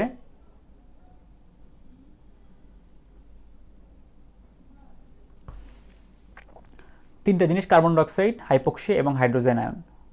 তো এখানে যখন সিওপিডির পেশেন্টের দীর্ঘদিন ধরে সিওপিডি থাকে, ইউজুয়ালি তো সিওপিডির পেশেন্ট তো আর সিওপিডি ভালো হয়ে যাচ্ছে না, অনেক দিন ধরে থাকে, তো সবসময় যেহেতু কার্বন ডাইঅক্সাইড কনসেন্ট্রেশন তার সবচেয়ে বেশিই থাকে, সেক্ষেত্রে রেসপিরেটরি সেন্টারটা কার্বন ডাইঅক্সাইডের প্রতি ইনসেন্সিটিভ হয়ে যায়। সুতরাং কার্বন ডাইঅক্সাইডের বেশি কনসেন্ট্রেশন থাকলে এটা রেসপিরেটরি সেন্টারকে আর কোনোভাবে স্টিমুলেট করে না। তাহলে স্টিমুলেট করার জন্য সিগনিফিকেন্টভাবে শুধুমাত্র হাইপোক্সিয়াটাই দায়ী। তো আমরা অক্সিজেন বেশি দিয়ে যদি হাইপোক্সিয়াটাকে কারেকশন করে ফেলতে পারি, তাহলে রেসপিরেটরি সেন্টারকে স্টিমুলেট করার কেউ থাকলো না। এই জন্য আমাদের অক্সিজেন এমনভাবে দিতে হবে পেশেন্ট যেন সার্ভাইভ করে এবং হাইপোক্সিয়া কিছুটা হলেও থাকে, যেটা কিনা রেসপিরেটরি সেন্টারকে স্টিমুলেট করবে। এই জন্য আমরা লো ফ্লো অক্সিজেন দিব। হাই ফ্লো অক্সিজেন দিলে হাইপোক্সিয়া কারেকশন হয়ে যাবে, রেসপিরেটরি সেন্টারকে স্টিমুলেট করার কেউ থাকবে না, সো রেসপিরেটরি সেন্টার আর কাজ করবে না। এই জন্য আমরা লো ফ্লো অক্সিজেন দিয়ে হাইপোক্সিয়াটাকে একটু মেনটেন করি। এটাই হলো কজ। আপনারা আশা করি বুঝতে পেরেছেন। একজন যে কোশ্চেন করেছেন যে অফ টপিক যারা কোনো কোর্সে নেই তাদেরকে প্রশ্ন করা হয় কোন সাবজেক্টে ক্যারিয়ার করবেন, তারা যদি ক্লিনিক্যাল সাবজেক্টে ক্যারিয়ার কথা না বলে বেসিক সাবজেক্ট মাইক্রোবায়োলজির মতো বলে, সেক্ষেত্রে নেগেটিভ ইমপ্রেশন ক্রিয়েট করবে না। অবশ্যই নেগেটিভ ইমপ্রেশন ক্রিয়েট করবে না। তখন আপনাকে জিজ্ঞেস করবে কেন আপনি করতে চান। আপনি 1 নম্বরে বলবেন এটা আমার ভালো লাগে, তারপর বলবেন যে এখানে কিছু সুবিধা আছে, সেটা হচ্ছে আমি টিচিং পছন্দ করি, মানুষকে পড়াইতে পছন্দ করি, গবেষণা করতে পছন্দ করি, এই টাইপের কথাবার্তা বলবেন এবং স্যাররা অনেক খুশি হবে আর কি। আচ্ছা, আমরা লেকচারের একদম শেষ দিকে common presentation of COPD acute এক্সারবেশনের প্রেজেন্টেশন তো আমরা জানলাম। এখন কমন প্রেজেন্টেশন কী হয়? সাধারণত 40 বছরের বেশি হয়, তাদের হচ্ছে কাশি থাকে, ব্রেথলেসনেস থাকে, মর্নিং হেডেক থাকে, যেন কারণ ওটা হাইপার ক্যাপনিয়ার ফিচার। আমরা জানি অনেক দিন ধরে কার্বন ডাইঅক্সাইড কনসেন্ট্রেশন বেশি থাকে, তাদের হচ্ছে হাইপার ক্যাপনিয়া যখন এটাকে বলে, এবং হাইপার ক্যাপনিয়া হলে মর্নিং হেডেক হয়। এবং আমি এক্সামিনেশন করে কি পাবো, ব্রেথ সাউন্ড পাবো, ভেসিকুলার উইথ প্রলংড এক্সপিরেশন, এবং ম্যাক্সিমাম ক্ষেত্রে কোনো ব্রেথ সাউন্ড পাওয়া যায় না, চেস্ট সাইলেন্ট থাকে, এবং পেশেন্টের ইডেমা থাকতে পারে এবং ক্রিপিটেশন পাওয়া যেতে পারে, পেশেন্টের ইডেমা থাকে। সিওপিডি পেশেন্টকে কী ট্রিটমেন্ট দেবো? পেশেন্টের ট্রিটমেন্ট 1 নাম্বার ট্রিটমেন্ট হচ্ছে তাকে স্মোকিং সিসেশন করতে হবে, সে স্মোকিং বন্ধ করবে, এবং ব্রঙ্কোডাইলেটর দিব আমরা। ব্রঙ্কোডাইলেটর কীভাবে দিব? ব্রঙ্কোডাইলেটর আমরা ইনহেলড ব্রঙ্কোডাইলেটর যেটা, এটা দিব, সাথে হচ্ছে মাস্কারিনিক অ্যান্টাগনিস্ট যেমন থিওফাইলিন, ডক্সোফাইলিন, এগুলো আমরা দিব। থিওফাইলিন এখন ইউজ করা হয় না, ডক্সোফাইলিন ইউজ করা হয়। ওরাল স্টেরয়েড দিতে পারি, অক্সিজেন থেরাপি দিব, পালমোনারি রিহ্যাবিলিটেশন দেওয়া যাবে, ভ্যাকসিনেশন দিতে হবে, ইনফ্লুয়েঞ্জা ভ্যাকসিনেশন এবং নিউমোকক্কাল ভ্যাকসিনেশন দিতে হবে। এবং যদি তার এমফাইসেমা থাকে, এর যদি কম হয়, লোকালাইজড এরিয়াতে যদি এমফাইসেমা থাকে, তাহলে এখানে সার্জারি করে এটা রিমুভ করা যায়। আচ্ছা, এখানে সিওপিডিতে গেলে আপনাকে একটা কোশ্চেন অবশ্যই করবে, সেটা হচ্ছে কর পালমোনালি। হোয়াট ইজ কর পালমোনালি? কর পালমোনালি হচ্ছে right ventricular hypertrophy with or without failure due to disease of the lung vasculature, parenchyma অথবা চেস্ট ওয়াল। মানে লাংসের প্যারেনকাইমা, ভেসেল অথবা চেস্ট ওয়ালের কোনো ডিজিজের কারণে যদি রাইট ভেন্ট্রিকুলার হাইপারট্রফি হয়, ফেইলার থাকুক না থাকুক, তাহলে এটাকে বলবো কর পালমোনালি। আমরা জানি রাইট ভেন্ট্রিকল থেকে ব্লাড লাংসে যায়, সো এখানে লাংসে যাওয়া যেহেতু যায়, তো লাংসের ওই এরিয়ায় ভাস্কুলেচার বা প্যারেনকাইমা বা চেস্ট ওয়াল, ওখানে কোনো প্রবলেম হইলে, যদি রাইট হার্টের ওয়ার্কলোড বেড়ে যায়, হাইপারট্রফিড হয়, এটাকে আমরা বলবো কর পালমোনালি। কী কারণে হয়? 1 নাম্বার কজ হচ্ছে সিওপিডি, আরও যে কারণে হতে পারে ডিপিএলডি, ব্রোঙ্কিয়েক্টেসিস, সিভিয়ার কাইফোস্কোলিওসিস, অ্যানকাইলোজিং স্পন্ডাইলাইটিস। আপনাকে অবশ্যই 2টা কজ বলতে হবে, এটা হচ্ছে সিওপিডি এবং ডিপিএলডি, ডিফিউজ প্যারেনকাইমাল লাং ডিজিজ। সিওপিডিতে অবশ্যই বলতে হবে। আচ্ছা, রেসপিরেটরি ফেলিওর, এটা আমাদের শেষ টপিক। এখানে একটা কুইজ থাকবে, কুইজটা হচ্ছে একটু পরে বলছি। রেসপিরেটরি ফেলিওর জিনিসটা কি? রেসপিরেটরি ফেলিওর হচ্ছে যখন আমরা জানি লাংসে গ্যাস এক্সচেঞ্জ হয়, কী হয়? অক্সিজেন হচ্ছে বাইরে থেকে ভিতরে বডিতে ঢোকে, বডি থেকে কার্বন ডাইঅক্সাইড বাইরে বের করে দেয়। তো গ্যাস এক্সচেঞ্জটা যখন এই ফেইল করে, যে মেইন নর্মাল অক্সিজেন এবং কার্বন ডাইঅক্সাইড কনসেন্ট্রেশন যে বডিতে থাকার কথা, এটা যদি মেইনটেইন করতে না পারে, যদি কম বেশি হয়, এটাকে আমরা বলবো রেসপিরেটরি ফেইলার। মানে আমাদের অক্সিজেন কনসেন্ট্রেশন বডিতে যা থাকার কথা, তার চেয়ে যদি কমে যায়, কার্বন ডাইঅক্সাইড কনসেন্ট্রেশন যা আছে তার চেয়ে যদি বেড়ে যায়, এই ঘটনাগুলো যদি ঘটে, আমরা তাকে বলবো রেসপিরেটরি ফেইলার। রেসপিরেটরি ফেইলার 2 রকম, একটা হচ্ছে টাইপ 1 এবং টাইপ 2। টাইপ 2তে হচ্ছে হাইপোক্সিয়া থাকবে কিন্তু হাইপারক্যাপনিয়া থাকবে না, মানে অক্সিজেনের কনসেন্ট্রেশন কম কিন্তু কার্বন ডাইঅক্সাইডের কনসেন্ট্রেশন বেশি হবে না, নর্মাল থাকতে পারে। আর যদি টাইপ 2 হয়, তাহলে হাইপোক্সিয়া এবং হাইপারক্যাপনিয়া দুটাই থাকবে, মানে হাইপোক্সিয়া থাকবে, হাইপারক্যাপনিয়া থাকবে। টাইপ 1-এ শুধুমাত্র হাইপোক্সিয়া, নো হাইপারক্যাপনিয়া, কিন্তু টাইপ 2-তে হাইপোক্সিয়া অ্যান্ড হাইপারক্যাপনিয়া। আমি মনে রাখি কীভাবে? টাইপ 1 একটা প্রবলেম হাইপোক্সিয়া, আর টাইপ 2 2টা problem, hypoxia plus hypercapnia. Respiratory ফেলার 2 রকম আমরা বললাম। যদি লোকালাইজড এরিয়ায় কোনো প্রবলেম হয়, লাংসের লোকালাইজড এরিয়া, যেমন নিউমোনিয়া যদি হয় বা এমফাইসেমা হয়, এই অল্প জায়গায় যখন প্রবলেমগুলো হয়, বা অ্যাকিউট অ্যাজমা, তখন হচ্ছে লেস সিভিয়ার যেটা, তাহলে সেখানে টাইপ 1 রেসপিরেটরি ফেলার হবে। মানে সে অক্সিজেন কনসেন্ট্রেশন মেইনটেইন করতে পারবে না, কিন্তু কার্বন ডাইঅক্সাইড কনসেন্ট্রেশন সে মেইনটেইন করতে পারবে। তবে যদি প্রবলেমটা বেশি জায়গা জুড়ে হয়, বেশি সিভিয়ার প্রবলেম হয়, সে তাহলে অক্সিজেন কনসেন্ট্রেশনও মেইনটেইন করতে পারবে না, কার্বন ডাইঅক্সাইড কনসেন্ট্রেশনও মেইনটেইন করতে পারবে না। তখন এটা হবে টাইপ 2 রেসপিরেটরি ফেলার, যেমন acute severe asthma, acute exacerbation of COPD, অথবা যদি আমাদের আপার এয়ারওয়েতে কোনো ফরেন বডি চলে যায়, তাহলে টোটালি এয়ার লাংসে ঢুকতে পারছে না, এই জন্য অক্সিজেন এবং কার্বন ডাইঅক্সাইড দুটার কোনো কনসেন্ট্রেশনই মেইনটেইন করতে পারবে না, তখন টাইপ 2 রেসপিরেটরি ফেলার হবে। আচ্ছা, এখানে টাইপ 1-এ হাইপোক্সিয়া হচ্ছে, টাইপ 2-তে হাইপোক্সিয়া প্লাস হাইপারক্যাপনিয়া হচ্ছে। লোকালাইজ জায়গায় প্রবলেম হলে সে হচ্ছে অক্সিজেন কনসেন্ট্রেশন মেইনটেইন করতে পারে না, কিন্তু কার্বন ডাইঅক্সাইড সে ঠিকই এক্সক্রিট করতে পারে। কারণ আমরা জানি হিমোগ্লোবিন ব্লাডের মধ্যে যে হিমোগ্লোবিন থাকে, এটা অক্সিজেন মেইনলি ক্যারি করে। তো পুরো লাংসে ইউজুয়ালি হিমোগ্লোবিন প্রায়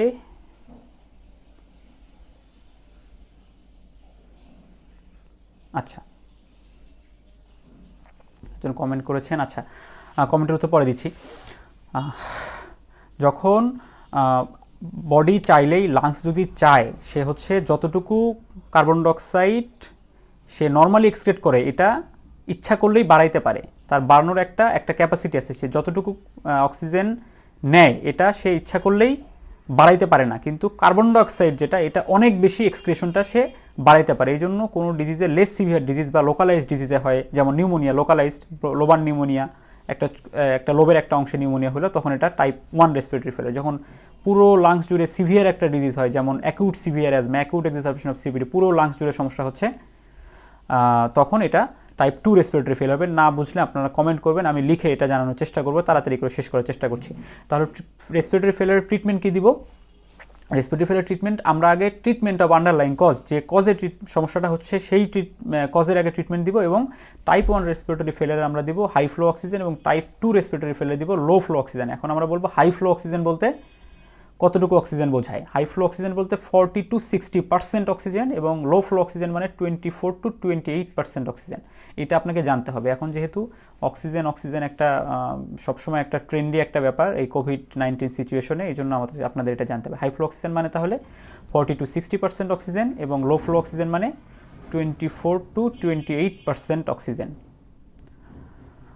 হ্যাঁ, এই ছিল আজকের টপিক। আপনাদের কোনো কোশ্চেন আছে কি? না থাকলে আমরা আজকে শেষ করে দিব।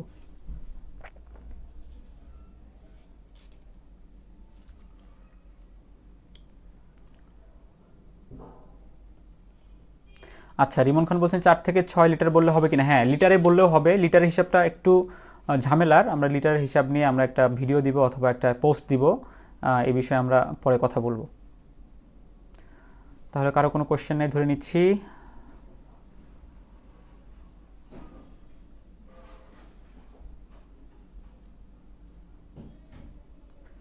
ঠিক আছে, ধন্যবাদ সবাইকে।